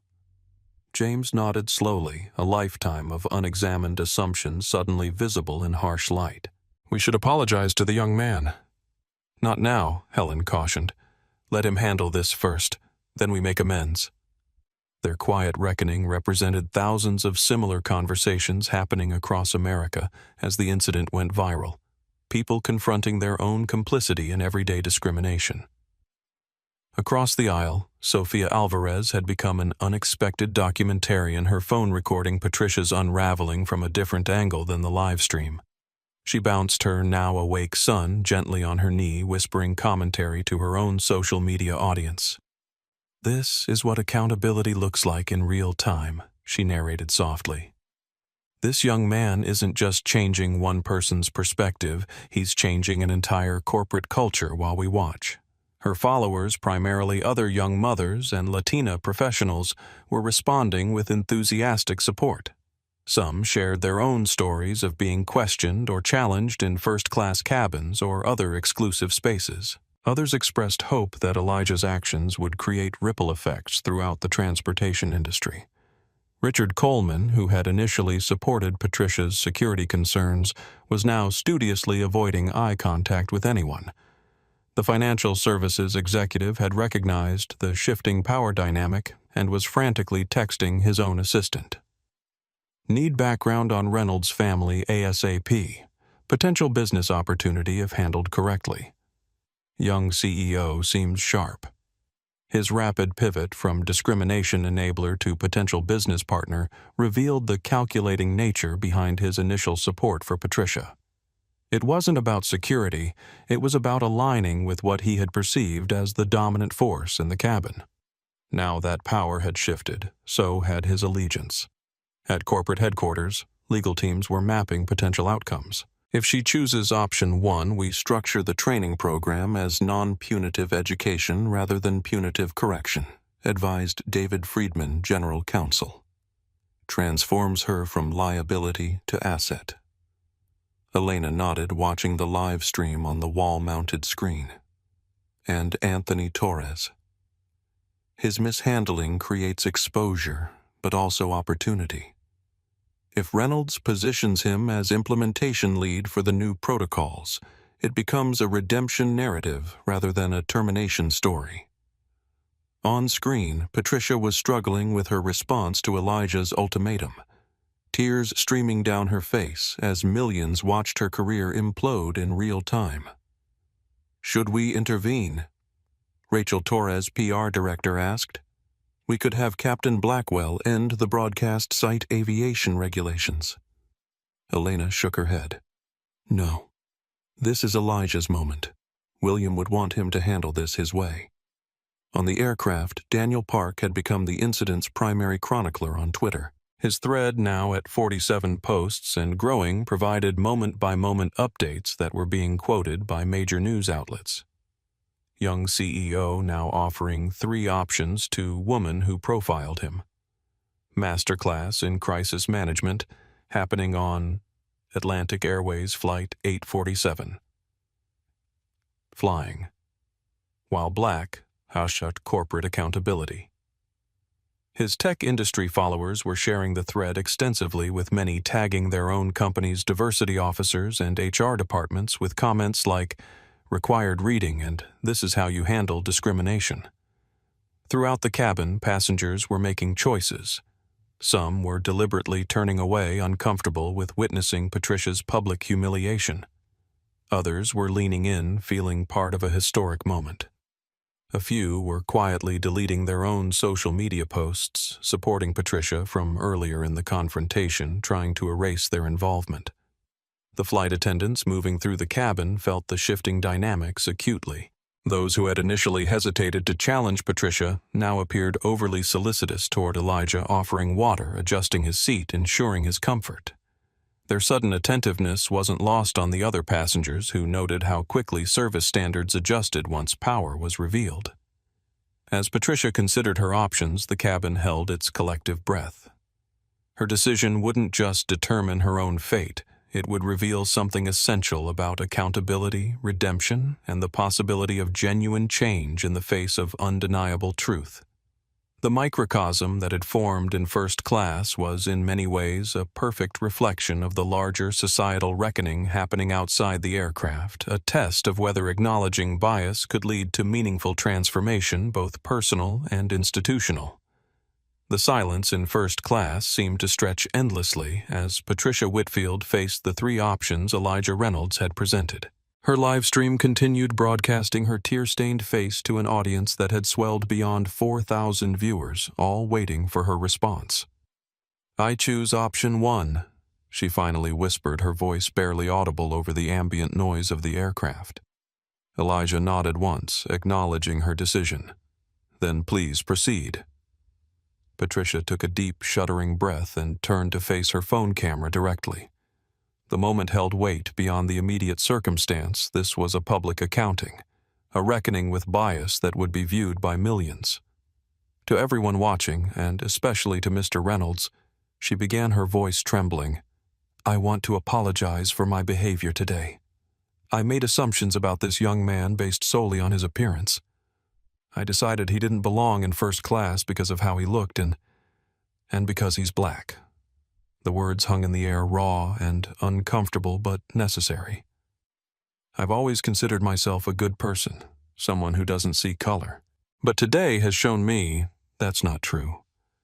I do see color, and I make judgments based on it, even if I didn't want to admit that to myself." Tears streamed down her face, but she continued, the words flowing more easily now that she had begun. There was nothing about Mr. Reynolds' behavior that warranted suspicion. He was quietly reading, bothering no one. "I passed other passengers who didn't fit my image of first class, but I didn't question them because they were white. That's the truth I need to acknowledge." Captain Blackwell stood impassively at the front of the cabin, but his eyes reflected a grudging respect for Patricia's candor. Anthony Torres continued taking notes, documenting every word of her confession. "I'm deeply sorry for the humiliation I caused, for the disruption to everyone's travel, and for revealing the kind of prejudice that makes spaces feel unwelcoming and unsafe for people of color. I commit to taking diversity training and to examining my own biases more honestly." She paused, wiping tears with her free hand. "And I want to thank Mr. Reynolds for giving me this opportunity to acknowledge my mistake and try to make amends when he had every right to pursue more severe consequences." Patricia looked up from her phone to meet Elijah's gaze directly. "I'm truly sorry." The young CEO studied her for a moment, assessing the sincerity of her words. Then he nodded again, his expression solemn. "Apology accepted, Ms. Whitfield. But more importantly, I hope your actions going forward prove you meant what you said today." He turned to address Captain Blackwell. "I believe we're cleared for departure now, Captain. Let's get these passengers to San Francisco." "Yes, sir," Blackwell replied, turning to head back to the cockpit. "One moment," Elijah called after him. The captain paused as Elijah once again addressed the entire cabin. "Ladies and gentlemen, before we depart, I want to make one thing clear. What you've witnessed today isn't just about one incident or one person's bias.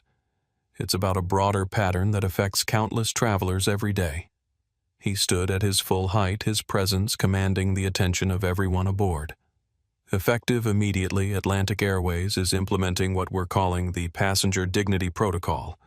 Any customer complaint based solely on appearance or assumptions about economic status will be flagged for review by our newly established diversity officers. Anthony Torres looked up from his notes, surprised by the immediate policy announcement. "Second," Elijah continued, "we're establishing a direct reporting system. Passengers can text complaints to a diversity hotline that reports directly to my office. The number will be added to our in-flight materials by the end of this week." Gabriela Mendez and the other flight attendants exchanged glances, realizing how significantly their jobs might change under these new protocols. "Third, we will be partnering with the NAACP and other civil rights organizations to conduct monthly audits of our customer service practices. These audits will be transparent with public reports available on our website." The scope of the changes was breathtaking. Elijah wasn't just addressing this incident. He was using it to transform an entire corporate culture. "Mr. Torres." Elijah turned to the ground supervisor, who straightened immediately at being addressed. "You will oversee the implementation of these protocols in Atlanta. Consider it your path to redemption." Relief flooded Anthony's face as he realized his career might survive this incident after all. Yes, sir. Thank you, sir. Captain Blackwell, I want crew training on unconscious bias to begin next week, mandatory for all customer-facing staff. Yes, sir, the captain nodded. The captain and Ms. Mendez-Elijah turned to Gabriella. You handled this situation with professionalism despite the circumstances. You're being promoted to our new Chief Customer Experience Officer position. Salary increase of 40% effective immediately. Gabriella's eyes widened in shock and gratitude. Mr. Reynolds, I thank you. Patricia was still holding her phone, still live streaming, but her audience had swelled to over 6,000 viewers. The comments were split between those calling for her complete destruction and those praising her for finally telling the truth. Elijah pulled a business card from his portfolio and handed it to her. This is the contact information for our diversity training program. 6 months, fully paid with job protection guaranteed by federal anti-retaliation laws. Your employer will receive a letter explaining that you're participating in court-approved sensitivity training. Patricia took the card with shaking hands. But understand this, Elijah continued, his voice hardening slightly. This is your one chance. If you ever discriminate against anyone again, anywhere, and it reaches me, there will be no options, no negotiations, no second chances. The warning was delivered with the quiet authority of someone who had both the resources and the will to follow through. Do you understand? Patricia nodded, tears still streaming down her face. Yes. Yes, I understand. And I'm sorry to you, to your family, to everyone watching. I was wrong. Elijah studied her for a moment, then nodded. Apology accepted, but more importantly, make sure your actions going forward prove you meant it. He looked around the cabin one final time. Ladies and gentlemen, we're going to San Francisco. When we land, this story will probably be on the news. You've all witnessed something that will be studied and discussed for years to come. He paused, letting that sink in. Use that opportunity wisely. Captain Blackwell cleared his throat. All crew prepare for immediate departure. As the captain returned to the cockpit, an unexpected voice spoke up from several rows back. Mr. Reynolds called Helen Rodriguez, rising slowly from her seat. My husband and I owe you an apology as well. We made the same assumptions Ms. Whitfield did. We didn't speak up when we should have. James stood beside her, nodding solemnly. We have a grandson your age. We would be heartbroken if someone treated him the way you were treated today. I'm ashamed we didn't recognize the injustice immediately. Elijah seemed momentarily surprised by this additional apology, his carefully maintained composure softening slightly. Thank you for that, he said simply. Recognition is the first step toward change. The elderly couple nodded gratefully and returned to their seats, their public acknowledgement creating a ripple effect through the cabin. Several other passengers shifted uncomfortably, confronting their own silent complicity during the incident. As passengers began settling back into their seats, Elijah felt a momentary wave of exhaustion wash over him. The adrenaline that had carried him through the confrontation was beginning to ebb, leaving him acutely aware of how much energy the performance had required. For all his preparation, nothing could have fully readied him for this moment. Patricia ended her live stream with trembling fingers, the final frame capturing Elijah Reynolds as he returned to his seat by the window, the portfolio containing 3 generations of struggle and triumph resting securely on his lap. As the aircraft finally began taxiing toward the runway, Elijah glanced out at the tarmac, momentarily allowing himself to wonder what his father would think of how he had handled the situation. Had he been too harsh? Not harsh enough? Would William Reynolds, Jr. have made different choices? The uncertainty stayed with him, even as the plane accelerated down the runway carrying its passengers and the aftershocks of what had transpired toward San Francisco. Ladies and gentlemen, this is Captain Blackwell speaking. We've been cleared for takeoff. Please ensure your seatbelts are fastened and all electronic devices are in airplane mode. The engines of Flight 847 rumbled with increasing intensity as the aircraft aligned with the runway. In Seat 2A, Elijah Reynolds gazed out the window watching the ground crew complete their final checks. The confrontation with Patricia Whitfield had delayed their departure by nearly an hour, but the real work implementing the passenger dignity protocol was just beginning. Throughout the cabin, an unusual atmosphere had settled, something between the reverent quiet of a classroom and the charged energy of a courtroom after a verdict. Passengers who would normally have been engrossed in books or tablets instead stole glances at Elijah and Patricia, witnesses to a moment that had transcended ordinary air travel. Richard Coleman, the financial executive who had supported Patricia's accusations, now found himself isolated. The passengers on either side of him had requested seat changes, leaving conspicuous empty spaces that highlighted his social quarantine. He busied himself with his laptop, pretending not to notice. Daniel Park continued documenting the aftermath on Twitter, his posts now being quoted by major news outlets. Flight 847 finally taking off. Cabin atmosphere completely transformed. Crew treating young CEO with mixture of respect and nervousness. Atlantic Airways, passenger dignity protocol. As the aircraft accelerated down the runway, Sofia Alvarez made a split-second decision. She gathered her baby and carry-on bag, then moved to the empty seat beside Patricia. "You mind?" she asked simply. Patricia, surprised, shook her head. "Please, sit." The gesture wasn't lost on the other passengers. A young Hispanic mother choosing to sit beside the woman who had just exposed herself as harboring racial bias was its own kind of statement. Why, Patricia asked quietly as the plane lifted off. "Because isolation doesn't help anyone. Learn," Sophia replied, adjusting her son on her lap. "And because I've been where you are, not exactly, but close enough." Patricia looked skeptical. 2 years ago, Sophia explained, I posted something online that I thought was harmless. It wasn't. I hurt people without intending to. The internet came for me like it's coming for you now. It was terrifying. What did you do? Eventually, I listened. I learned. I changed. It was painful and humbling and absolutely necessary. She glanced toward Elijah, who was now reviewing documents from his portfolio. That young man just gave you something precious, a structured path forward. Don't waste it. At the front of the cabin, Gabriela Mendez was experiencing her own transformation. The handwritten CCEO addition to her name tag had been intended as a personal reminder of Elijah's unexpected promotion, but it had immediately changed how other crew members interacted with her.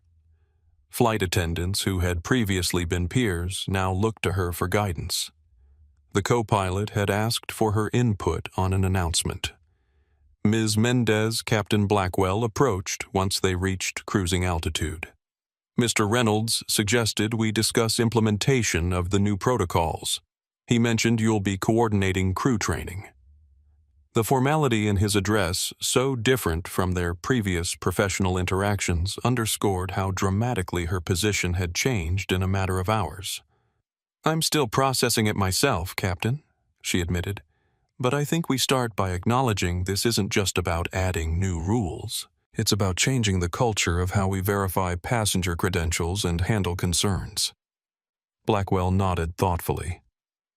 30 years flying, and I've seen countless incidents like today's. Usually handled quietly, passengers rebooked or appeased with upgrades, never addressed at the root. That changes now, Gabriela said with growing confidence. We document everything. We identify patterns. We create accountability at every level. Throughout the cabin, similar conversations were taking place.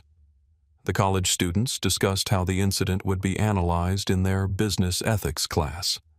The elderly couple whispered about how travel etiquette had changed since their youth, reconsidering some of their own assumptions in the process. At 35,000 feet, Flight 847 had become an airborne symposium on bias accountability and corporate transformation. Midway through the flight, Elijah rose from his seat and walked to the galley where he requested a private word with Gabriella. "How are you handling the promotion?" he asked, once they had a moment alone. "Honestly, it's overwhelming," she admitted. "I've been a flight attendant for 8 years. I know service, but executive leadership is different territory." Elijah nodded. "My father believes frontline employees often make the best executives because they actually understand the customer experience.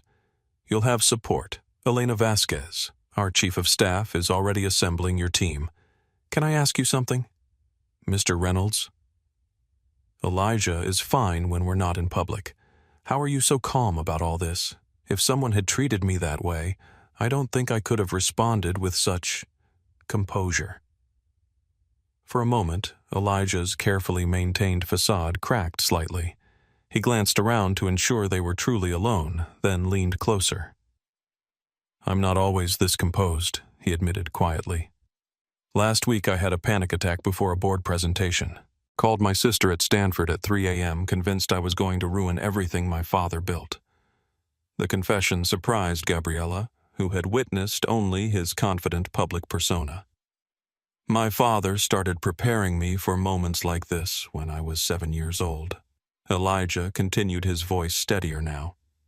"He'd take me to high-end stores dressed in regular clothes and have me observe how security followed us. We'd go to restaurants and note the different treatment when he arrived in a suit versus jeans." "That sounds difficult for a child," Gabriella observed. "It wasn't about teaching me to expect discrimination," Elijah explained. "It was about preparing me to handle it strategically when it inevitably happened. Your dignity isn't negotiable," he always said, "but how you defend it determines whether you merely survive an incident or transform it." The insight into his upbringing explained much about the poised young executive, but it also revealed something Gabriella hadn't expected: the vulnerability beneath the composure.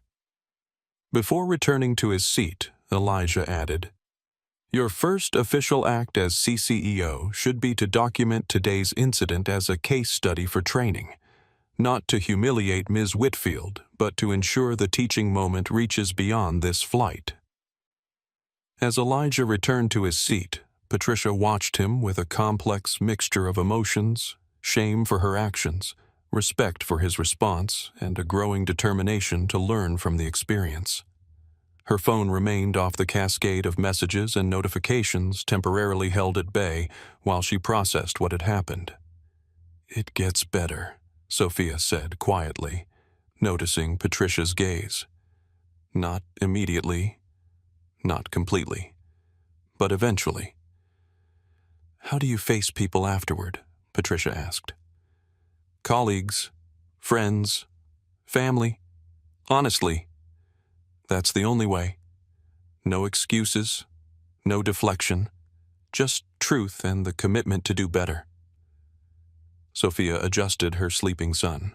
"Most people can forgive mistakes. What they can't forgive is the refusal to acknowledge them." Nearby, Anthony Torres sat rigid in his jump seat, still coming to terms with his near-career-ending mistake and unexpected second chance. The responsibility of implementing the protocol in Atlanta, one of the airline's largest hubs, weighed heavily, but also offered an opportunity for professional redemption. When the captain announced their initial descent into San Francisco, a subtle shift occurred throughout the cabin. Passengers began gathering belongings, checking connections, returning to the mundane routines of travel. But something had fundamentally changed. They had witnessed not just an incident, but a response that would ripple throughout an entire industry. As the aircraft touched down at San Francisco International Airport, Captain Blackwell's voice came over the intercom one final time. "Ladies and gentlemen, welcome to San Francisco. Local time is 1:47 p.m. Before we reach the gate, I want to acknowledge that today's flight has been extraordinary in ways none of us anticipated. Many of you witnessed a situation that will likely be discussed in tomorrow's news. Whatever your perspective on those events, I hope we can agree that treating each passenger with dignity is the foundation of our service. Thank you for flying Atlantic Airways. The simple statement, not scripted by corporate communications but offered spontaneously by a 30-year veteran, signaled how quickly Elijah's message was already taking root. As passengers prepared to deplane, Flight 847 had completed 2 journeys, the physical distance from Atlanta to San Francisco, and the more significant distance from complacency to accountability. The moment Flight 847's wheels touched down at San Francisco International Airport, Elena Vasquez's phone buzzed with an urgent message from the PR team. Media presence at arrival gate has tripled in last 30 minutes. CNN, Fox, MSNBC, Bloomberg all sending crews. Local stations already in position. She immediately relayed this to Elijah via text press. Gauntlet awaiting. Options 1. Brief statement. Then Hospital 2. Full press conference at Airport 3. No comment until tomorrow. Recommendation. Option 1. His reply came seconds later. Agreed. Brief statement. Emphasize protocol implementation, not personal incident. As the aircraft taxied toward the gate, the flight attendants' expressions reflected their awareness of the unusual reception awaiting them. Gabriela Mendez moved efficiently through the cabin, ensuring everything was in order while absorbing the reality that she would step off this plane into a fundamentally different career than the one she had boarded with in Atlanta. Ms. Mendez Elijah called quietly as she passed his row. "When we deplane, stay close to me and Ms. Vasquez. The media will want to speak with you as well." She nodded, the gravity of her new position becoming increasingly apparent. Patricia Whitfield remained in her seat as other passengers gathered their belongings, her expression blank as she contemplated what awaited her beyond the aircraft door. Sofia Alvarez paused beside her baby Mateo, now sleeping against her shoulder. "Delete your social accounts before you leave this plane," Sofia advised quietly. "Not permanently, but long enough to get through the next few days. Trust me on this." Patricia nodded gratefully, pulling out her phone for the first time since landing to quickly deactivate her Instagram and Twitter profiles. When the door finally opened, Elena Vasquez was visible immediately, her professional demeanor a stark contrast to the chaotic energy of the waiting media. She boarded briefly, conferring with Captain Blackwell before approaching Elijah. "Mr. Reynolds, we're ready when you are. Security has cleared a path to the conference area." Elijah gathered his portfolio and stood addressing the first-class cabin one final time. "Thank you all for your patience today. What happened on this flight will have lasting impact beyond our individual experiences. I hope each of you will consider your role in creating spaces where dignity is the standard, not the exception." With that, he moved toward the exit, Gabriela falling into step behind him. As they emerged into the terminal, camera flashes erupted and reporters called out questions in a cacophony of overlapping voices. "Mr. Reynolds, can you describe what happened on the flight?" "Ms. Mendez did." "Atlantic Airways staff mishandled the situation." "Is this a publicity stunt for the airline?" "How old are you?" "Mr. Reynolds." Elena expertly guided them to a small podium that had been hastily arranged near the gate. Elijah stepped up to the microphone, his composure unshaken by the media frenzy. "Good afternoon. Today on Atlantic Airways Flight 847, I experienced something that countless travelers face: daily assumptions about where I belong based solely on appearance. What makes my experience different isn't what happened, but the fact that I was in a position to address it immediately and structurally." He outlined the passenger dignity protocol briefly, emphasizing its 3 core components and immediate implementation timeline. His delivery was measured but authoritative, displaying a media savvy remarkable for his age. This isn't about one incident or one individual.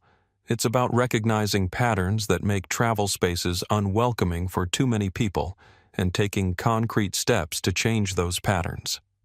As Elijah spoke, other passengers from Flight 847 began to emerge, many immediately approached by reporters seeking first-hand accounts. Daniel Park found himself surrounded by tech journalists who had followed his viral Twitter thread. Sofia Alvarez declined interviews, moving quickly toward her connecting flight with sleeping Mateo. The most dramatic moment came when Patricia Whitfield finally deplaned, eyes downcast, trying to move unnoticed through the terminal. A reporter recognized her immediately, thrusting a microphone toward her face. "Ms. Whitfield, do you have any response to becoming the face of travel discrimination on social media?" She froze momentarily, then straightened her shoulders. "I made a terrible mistake based on biases I didn't want to acknowledge. Now I have an opportunity to learn from it and perhaps help others avoid making the same error. That's all I can say right now." Her dignity in that difficult moment didn't go unnoticed. Several observers nodded approvingly at her taking responsibility rather than becoming defensive. Meanwhile, across multiple news networks, the coverage was rapidly evolving from simple incident reporting to broader analysis on CNN. What we're seeing with the passenger dignity protocol is a remarkable example of how a negative experience can catalyze positive institutional change. The question now is whether other airlines will follow Atlantic Airways' lead. On Fox Business. Atlantic Airways stock is up in after-hours trading, suggesting investors see Reynolds' response as strengthening the brand rather than damaging it. This challenges conventional wisdom about how companies should handle discrimination incidents. On MSNBC, the symbolism here is powerful. A young black executive using his authority not just for personal vindication, but to create structural changes that will benefit countless travelers who don't have his platform or resources. On Bloomberg, the business implications extend beyond airlines. The Reynolds Protocol, as some are already calling it, provides a template for how companies across sectors might address bias in customer service interactions. After completing his brief statement and declining further questions, Elijah was escorted by security through the terminal to a waiting car. Elena and Gabriella accompanied him, already discussing implementation details for the protocol. Hospital first. Elijah instructed the driver. "My father needs to hear about this directly from me before the evening news cycle." As their car pulled away from the terminal, Patricia Whitfield emerged into the San Francisco sunshine, uncertain of her next steps, but committed to the difficult journey ahead. Her phone, temporarily reactivated, showed a text from her employer.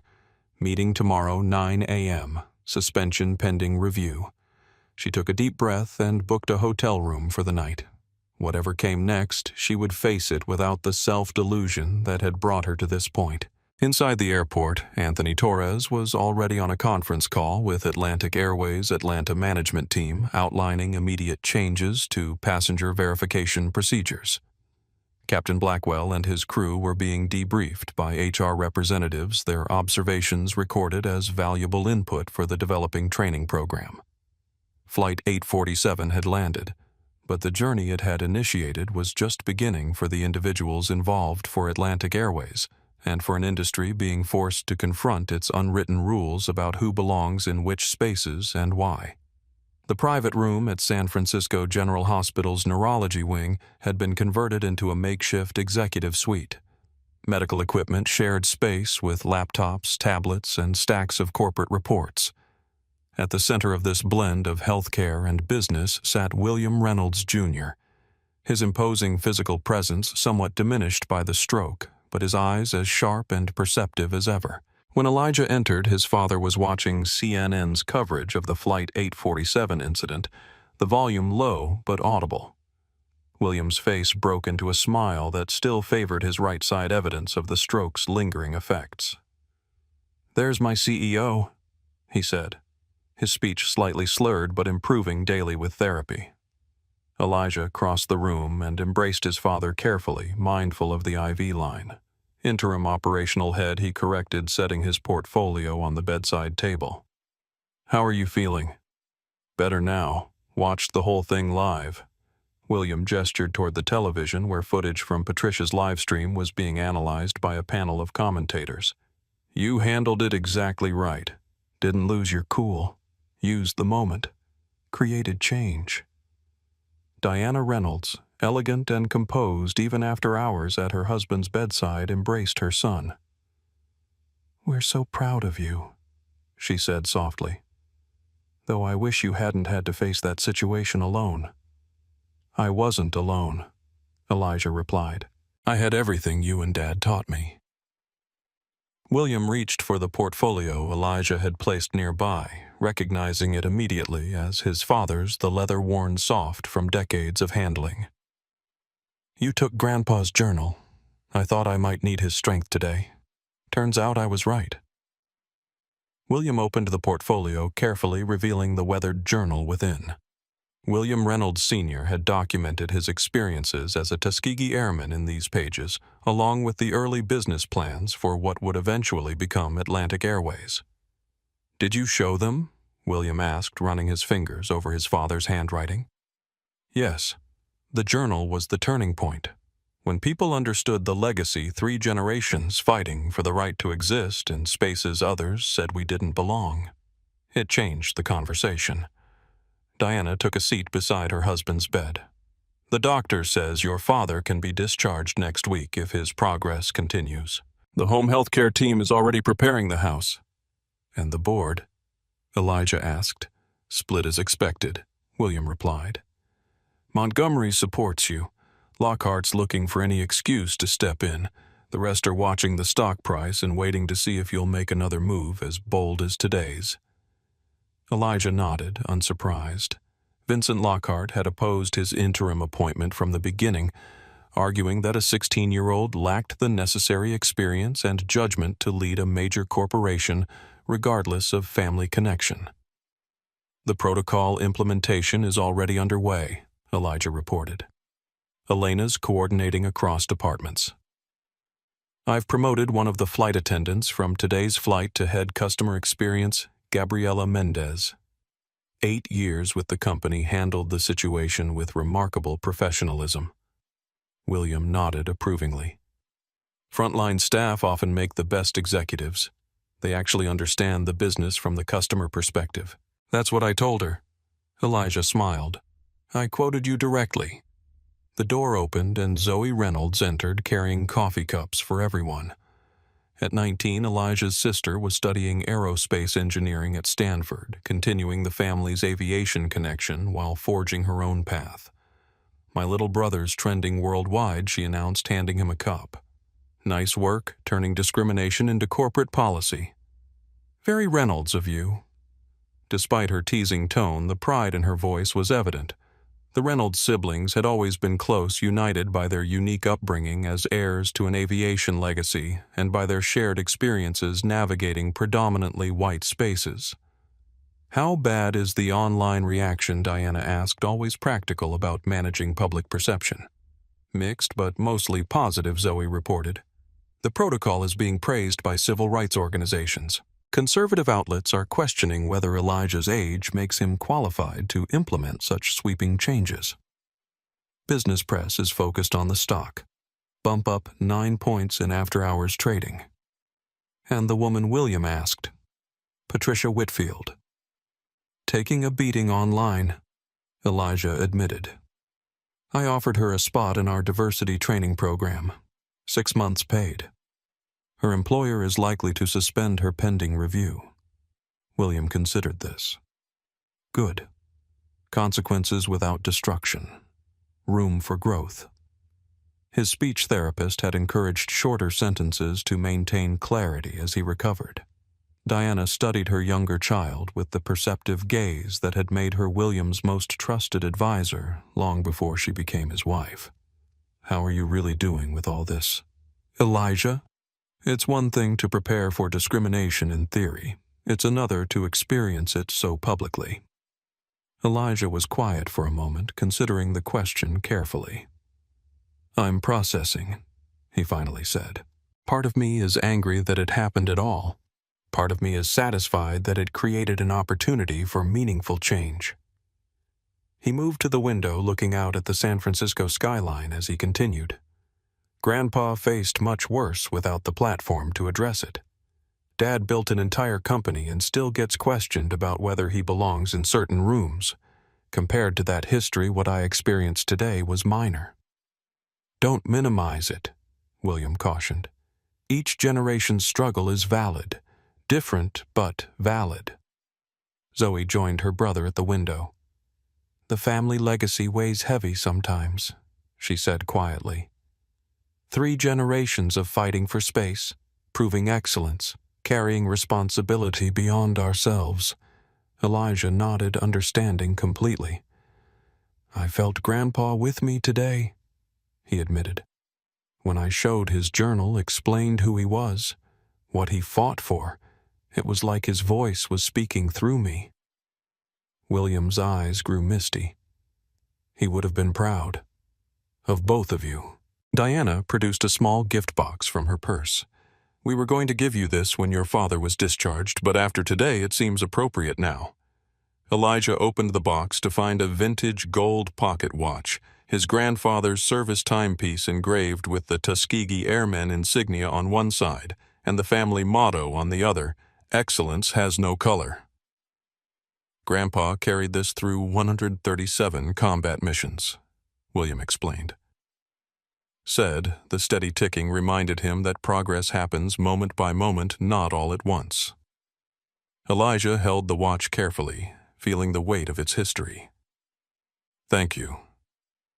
I'll carry it with honor.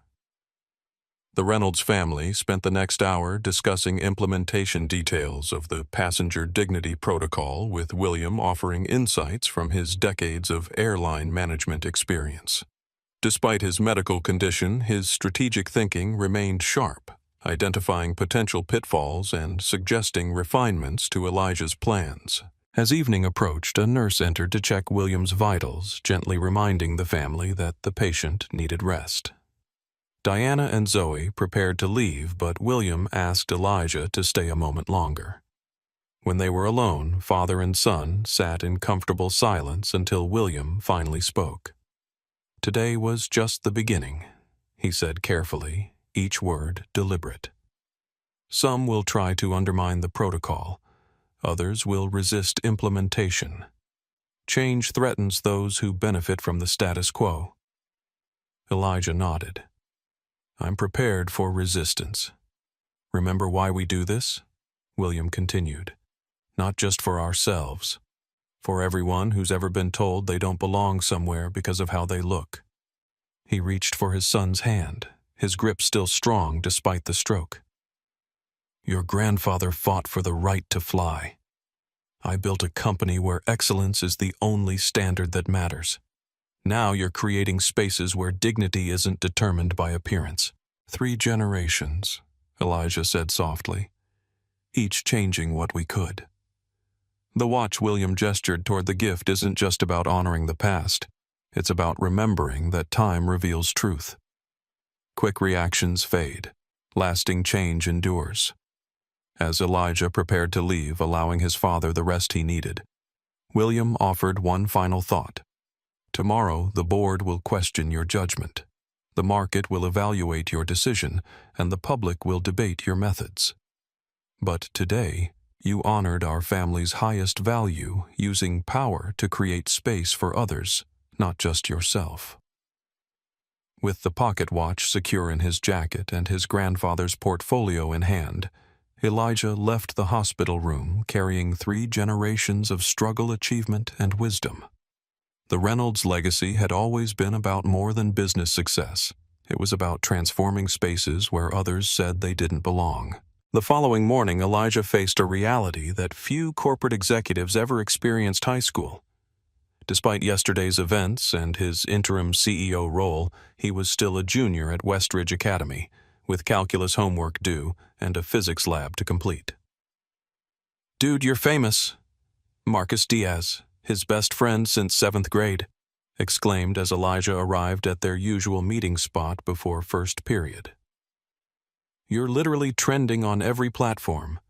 There are memes. Elijah winced. Please tell me they're not bad. Bad.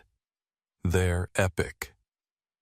CEO energy is the new phrase for shutting down racists. There's one with your face photoshopped onto The Rock's body with the caption, Can you smell what the CEO is cooking? Elijah couldn't help but laugh.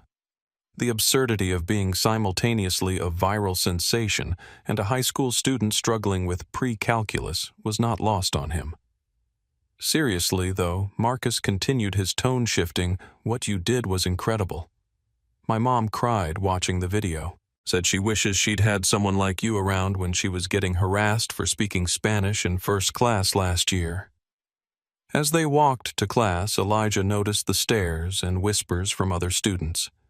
Some looked impressed, others intimidated, a few possibly resentful. The social dynamics of high school were complicated enough without adding viral fame to the mix. Mr. Reynolds, his calculus teacher Ms. Patel, said as he entered the classroom, "I believe the homework can wait given yesterday's extracurricular activities." "Thank you, Ms. Patel, but I finished it on the plane," Elijah replied, pulling the completed assignment from his backpack. He had learned from his father that expectations didn't lower because of outside circumstances. If anything, they increased. The juxtaposition between his corporate responsibilities and teenage life created a strange dissonance. In one world, he was making decisions affecting thousands of employees and millions of customers. In another, he was worrying about college applications and whether Alicia Martinez in AP English had noticed his new haircut. That afternoon, as he left campus for another hospital visit, Elijah reflected on how few people understood the complexities of his dual existence. The media portrayed him as either a prodigy or a figurehead. His classmates saw him as suddenly famous. Only his family understood the weight he carried, the responsibility to honor his grandfather's courage, extend his father's vision, and forge his own path forward. It was a unique burden, but also a unique privilege. And yesterday's events had reminded him of exactly why that burden mattered. 2 weeks after the Flight 847 incident, Elijah Reynolds stood at the head of Atlantic Airways' main conference room, facing the executive leadership team and several board members. The passenger dignity protocol implementation was facing its first serious challenge.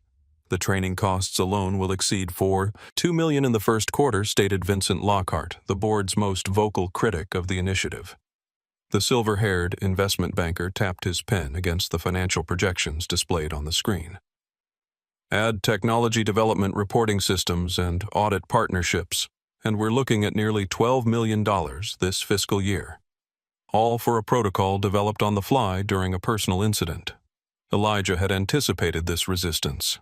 Vincent had opposed his interim appointment from the beginning, arguing that a 16-year-old lacked the necessary judgment to lead a major corporation regardless of family connection. "The protocol wasn't developed on the fly, Mr. Lockhart," Elijah replied calmly. "It formalizes principles my father has advocated throughout his leadership.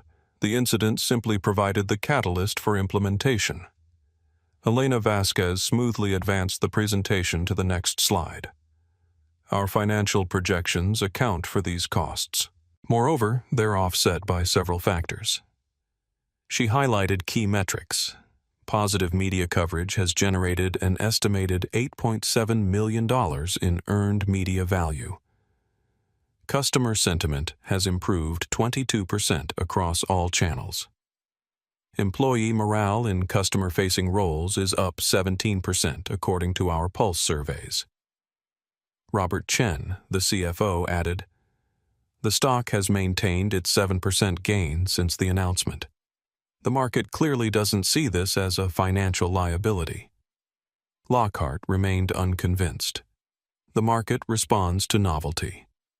What happens when implementation problems emerge? When passengers abuse the reporting system to get upgrades or compensation? When staff feel hamstrung by excessive oversight? These were legitimate concerns that deserved serious consideration. Elijah gestured to Anthony Torres, who had flown in from Atlanta for this meeting. "Mr. Torres has been leading our pilot implementation. He can speak to the operational challenges directly." Anthony stood, his demeanor transformed from the nervous ground supervisor of 2 weeks ago. Leading the protocol implementation had given him renewed purpose. We've identified several implementation challenges he acknowledged frankly. First, defining what constitutes appearance-based discrimination versus legitimate verification concerns. Second, preventing misuse of the reporting system. Third, ensuring consistent application across all hubs and partner airlines. He advanced to his own slides, displaying a decision tree flowchart. We've developed this verification framework to guide staff through passenger interactions. It's designed to maintain security protocols while eliminating unnecessary profiling. The flowchart showed a sophisticated approach to passenger verification that focused on documentation and behavior rather than appearance or assumptions. It included specific language for addressing concerns, clear escalation paths, and accountability checkpoints. We're also implementing tiered verification, Anthony continued. Routine checks for everyone with escalation requiring supervisor approval and documentation. This creates both consistency and accountability. Gabriela Mendez, now fully installed as Chief Customer Experience Officer, addressed the reporting system concerns. We've designed the passenger feedback mechanism with anti-abuse safeguards. Reports are cross-referenced with flight data passenger history and staff accounts to identify pattern reporting or fraudulent claims. Despite these thorough responses, Vincent Lockhart persisted. These all sound like reasonable precautions on paper. But you're fundamentally changing how our staff interact with passengers based on one incident involving the interim CEO. That's not sound business practice. The room tensed at the implied criticism. Elijah remained composed, but Elena's expression hardened slightly. Mr. Lockhart, Elijah said, you're framing this as a response to one incident involving me personally. That fundamentally mischaracterizes the situation. He opened his tablet and displayed internal data that had been compiled since the protocol announcement. In the 2 weeks since we announced these changes, we've received 847 unsolicited passenger communications sharing similar experiences on our airline. Of those, 76% involved passengers of color being questioned about their seating assignments primarily in premium cabins. The numbers hung in the air, impossible to dismiss as anecdotal. This isn't about one incident, Elijah continued. It's about a pattern that was invisible to some of us, but painfully familiar to others. The protocol doesn't create a new standard, it ensures we consistently meet the standard we already claim to have. Chairwoman Janet Montgomery, who had remained silent throughout the exchange, finally spoke. Vincent, I understand your fiscal concerns. They're valid and should inform our implementation approach. But opposing the protocol itself suggests you believe these reported experiences aren't significant enough to address structurally. Is that your position? It was a masterful intervention, acknowledging the legitimate aspects of his concerns while exposing the problematic underlying assumption. Lockhart, recognizing the trap, adjusted his stance.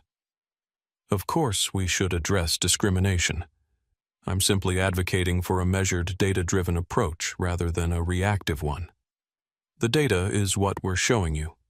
Elijah countered, gesturing to the screen.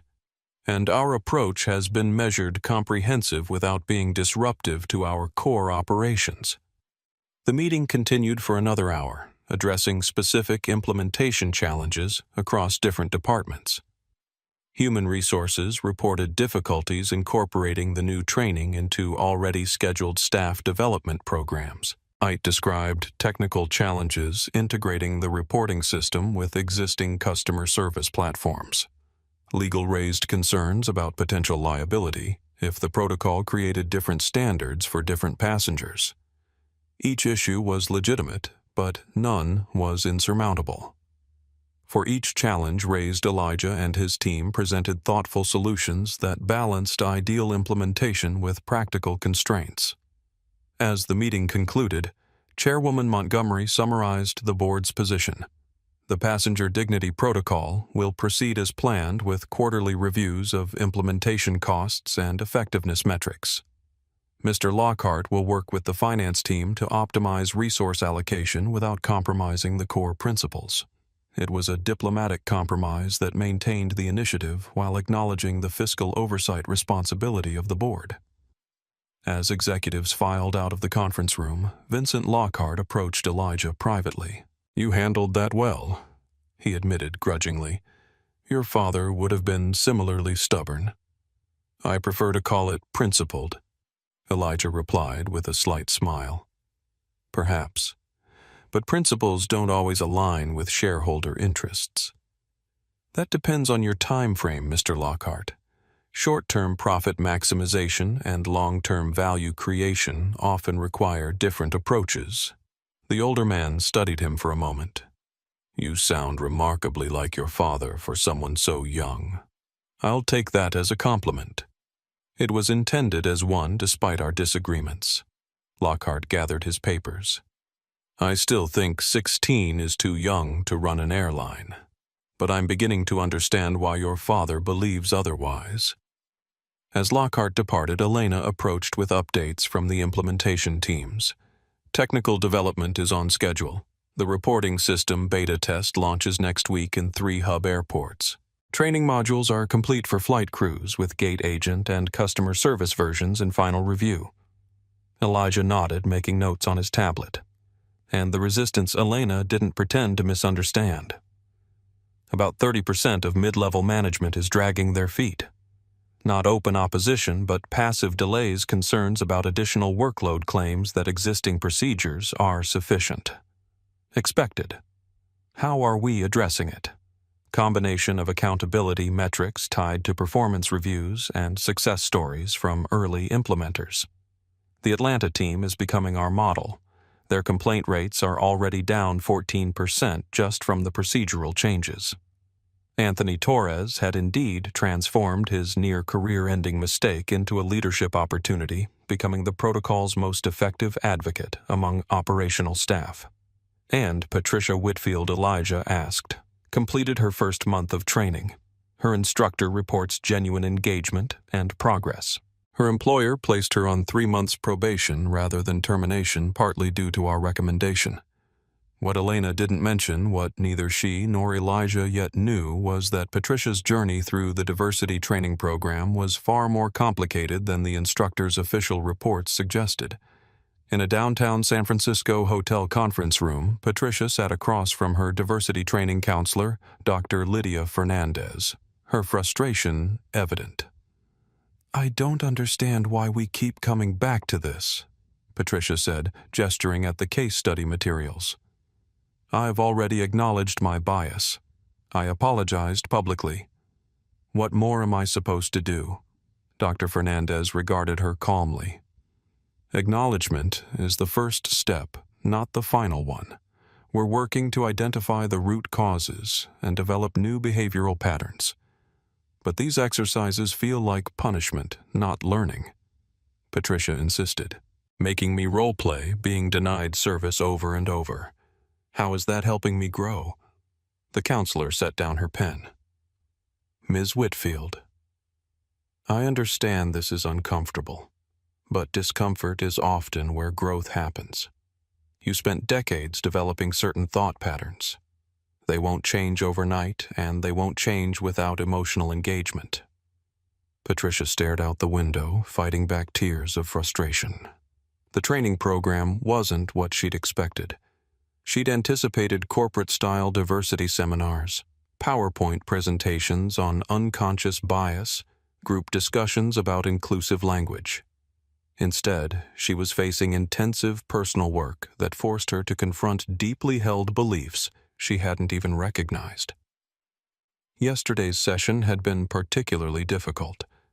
Dr. Fernandez had asked her to write a letter to Elijah from the perspective of someone who had experienced discrimination their entire life. The exercise had left Patricia sobbing in her hotel room, overwhelmed by the empathy it required. "I'm trying," she said quietly, "but sometimes I feel like I'm losing myself in this process." "You're not losing yourself," Dr. Fernandez replied gently. "You're finding parts of yourself you've never had to examine before. It's supposed to be difficult." Patricia nodded slowly. Despite the challenges, she was beginning to recognize the value in this painful journey. Each revelation about her own biases, where they came from, how they operated, the harm they caused, was a step toward becoming the person she had always believed herself to be. The dual journeys of Elijah and Patricia, one implementing structural change across an entire corporation, the other undertaking the difficult work of personal transformation, represented two essential aspects of addressing discrimination. Systems needed to change, but so did the individuals within them. Elijah's passenger dignity protocol was changing Atlantic Airways from the top down. Patricia's training was changing one person from the inside out. Both approaches were necessary, neither sufficient alone. As Elijah considered the implementation challenges facing the protocol, he touched the pocket watch he now carried daily. His grandfather's timepiece, a reminder that progress came through persistence despite resistance. The passenger dignity protocol faced legitimate implementation challenges and organizational resistance. Some were practical concerns requiring tactical solutions. Others were manifestations of deeper reluctance to change established patterns. Addressing both dimensions would require continued vigilance, strategic thinking, and the quiet determination that had characterized 3 generations of Reynolds leadership. The journey from confrontation on Flight 847 to institutional transformation was proving to be exactly what William Reynolds, Jr. had predicted during their hospital conversation, the beginning, not the end, of the real work. The grand ballroom of the San Francisco Hilton buzzed with anticipation as transportation industry leaders, civil rights advocates, and media representatives gathered for the official launch of the Reynolds Foundation for Transportation Equity. At exactly 7:00 p.m., Elijah Reynolds approached the podium dressed in a perfectly tailored charcoal suit that balanced his youth with appropriate gravitas. 3 months ago, I experienced something that countless travelers face every day: assumptions about where I belong based solely on appearance. What made my experience different wasn't what happened, but the position I was in to address it systematically. The audience familiar with the now famous Flight 847 incident listened attentively as Elijah outlined what had transpired since that pivotal day. The passenger dignity protocol has now been fully implemented across all Atlantic Airways operations. In these first 90 days, we've documented significant progress toward our goal of ensuring all passengers are treated with equal respect regardless of appearance. Behind him, slides displayed key metrics. Discrimination complaints down 47% system-wide. Customer satisfaction scores up 18% among minority passengers. Employee engagement improved 23% in customer-facing roles. But numbers only tell part of the story, Elijah continued. The real measure of our progress lies in the experiences of our passengers and the culture shift within our organization. He invited Gabriela Mendez to join him at the podium. Now fully established as Chief Customer Experience Officer, she had traded her flight attendant uniform for executive attire, though she still wore her original Atlantic Airways wings pinned to her lapel as a reminder of her frontline origins. Before the protocol, we handled discriminatory incidents individually, addressing symptoms rather than causes, Gabriela explained to the audience. Now we track patterns, identify problem areas, and implement targeted interventions. More importantly, we've changed the fundamental question from, "Does this person belong here?" to, "How do we ensure everyone feels welcome?" Atlantic Airways had become a case study in corporate transformation, with business schools already incorporating the protocol implementation into their curriculum. The Harvard Business Review had featured it as their cover story, From Incident to Institution: How Atlantic Airways Transformed Customer Service Standards. The most significant development was announced next as Elijah revealed the Foundation's first major initiative. Today, we're launching the Transportation Equity Scholarship Program, providing full funding for 50 students from underrepresented backgrounds to pursue careers in aviation, from pilots and mechanics to executives and designers. The first cohort of scholarship recipients stood as their names were called, representing the diversity that the transportation industry had historically lacked. Their presence embodied the Foundation's mission: changing not just how passengers were treated, but who shaped the industry itself.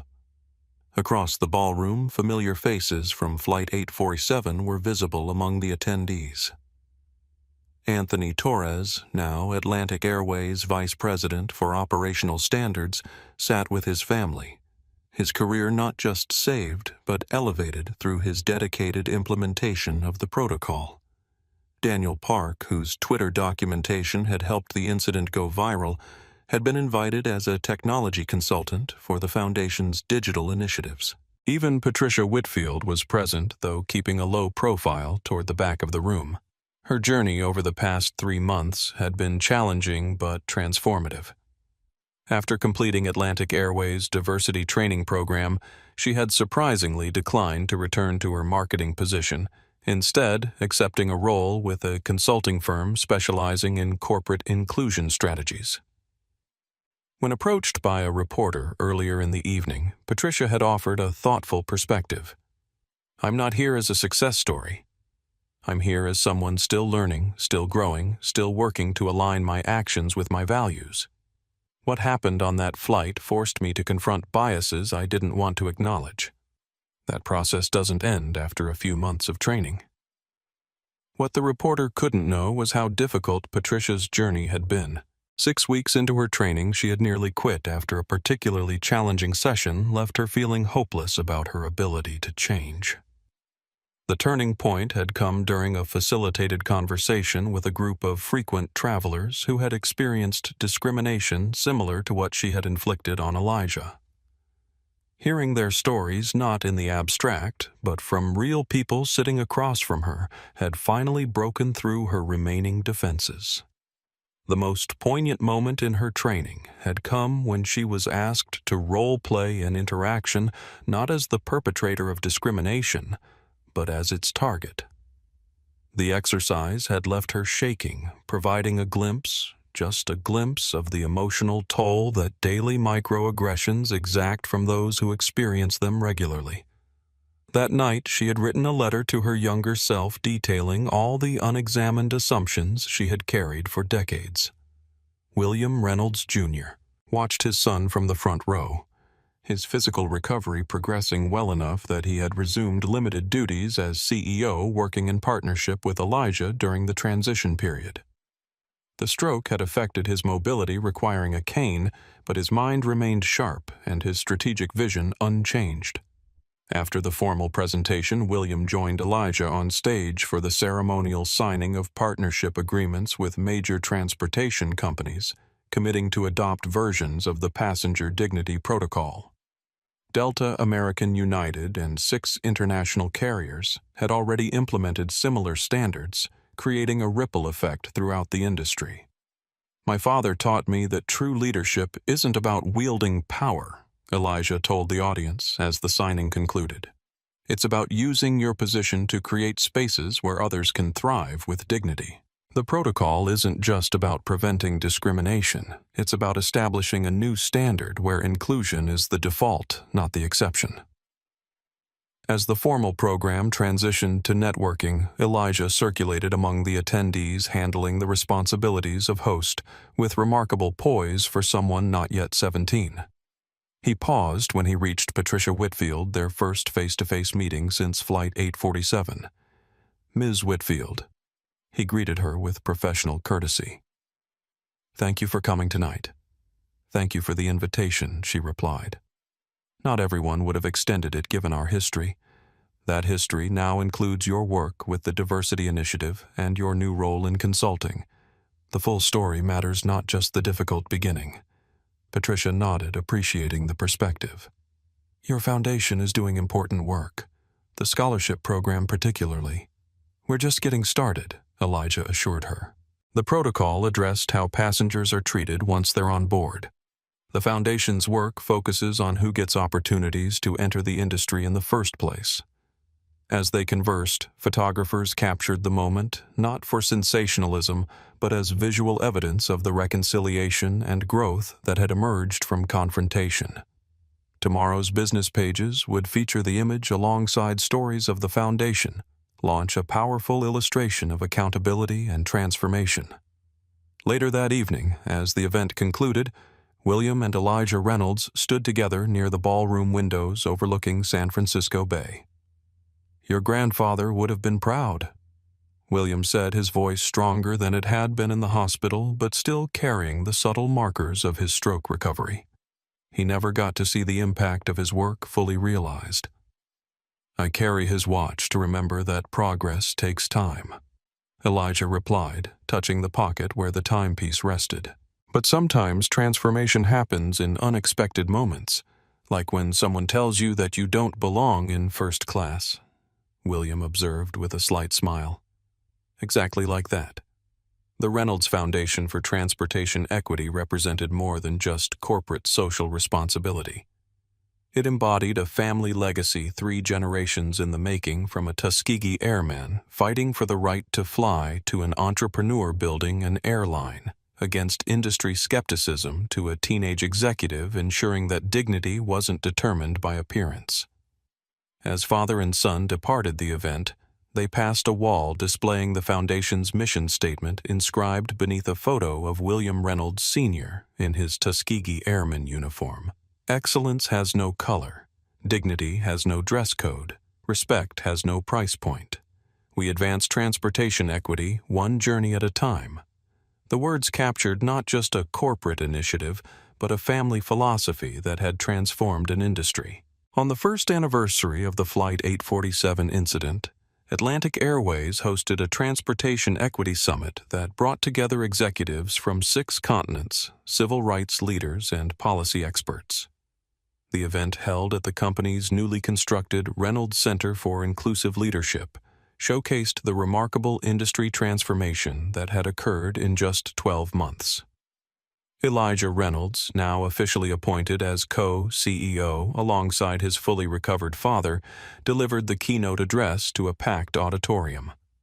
1 year ago today, a confrontation that could have remained a personal grievance instead became the catalyst for industry-wide change he began. The Passenger Dignity Protocol has now been adopted by 47 airlines serving over 800 million passengers annually. What started as one company's response to discrimination has evolved into a global standard for equitable treatment in transportation. The statistics projected behind him told a compelling story. Customer discrimination complaints down 62% across participating airlines. Employee satisfaction up 24%. Diversity in new aviation career applications increased 37%. Most significantly, the Transportation Equity Scholarship Program had expanded from its initial 50 students to over 200, with partner companies committing to guaranteed interviews upon graduation. But perhaps the most meaningful impact Elijah continued can be seen in the cultural shift within our organizations. What was once dismissed as isolated incidents or misunderstandings is now recognized as a structural challenge requiring structural solutions. In the front row sat the complete Flight 847 crew, Captain Blackwell, Gabriela Mendez, and the flight attendants who had witnessed the confrontation. Behind them, many passengers from that flight had accepted invitations to attend, including Sofia Alvarez, who now served on the Foundation's Community Advisory Board, and Daniel Park, whose technology firm had developed the protocol's reporting application. Patricia Whitfield was also present, though in a different capacity than anyone might have predicted a year earlier.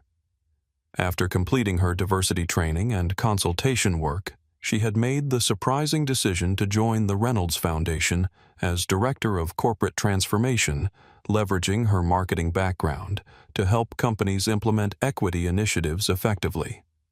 "My journey from being the problem to helping solve it hasn't been linear or easy," she shared during a panel discussion later that day.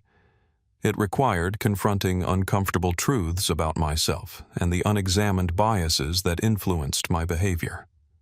What I've learned is that transformation happens at the intersection of accountability and opportunity." Her candor about her experience had made her an unexpectedly effective advocate, particularly with corporate executives resistant to change. Those who might dismiss criticism from traditional diversity consultants often found Patricia's perspective more difficult to ignore, precisely because she had once shared their blind spots. The summit's afternoon session featured the graduation ceremony for the first cohort of transportation equity scholars. 27 pilots, 15 aircraft mechanics, 8 air traffic controllers, and 10 management trainees received their certifications ready to enter an industry that had systematically excluded people who looked like them for generations. William Reynolds Jr., now fully recovered from his stroke, joined his son on stage for this portion of the program. Together, they presented each graduate with a replica of William Reynolds Sr.'s Tuskegee Airman wings, symbolizing the continuation of his legacy. "My father fought for the right to fly when America said black men didn't belong in cockpits," William told the graduates. "Today, you enter an industry that still has far to go, but that now acknowledges its responsibility to ensure everyone can pursue excellence without artificial barriers." The day concluded with the unveiling of a permanent installation in the Reynolds Center lobby, a glass wall etched with thousands of passenger stories collected through the protocol's reporting system. Anonymous but powerful, these testimonials documented both discrimination experienced and positive changes observed since implementation. At the center of the wall, a single quote stood out in larger text words from William Reynolds Sr.'s journal, written after his return from World War II. "They let me defend the skies, but questioned my right to sit in certain seats. Progress isn't just about access to the cockpit, but about dignity in every part of the journey." As attendees departed the summit, they received a small replica of the antique pocket watch. Elijah carried a reminder that transformation happens moment by moment through persistence and purpose. The passenger dignity protocol had evolved beyond its origins as a response to a single incident.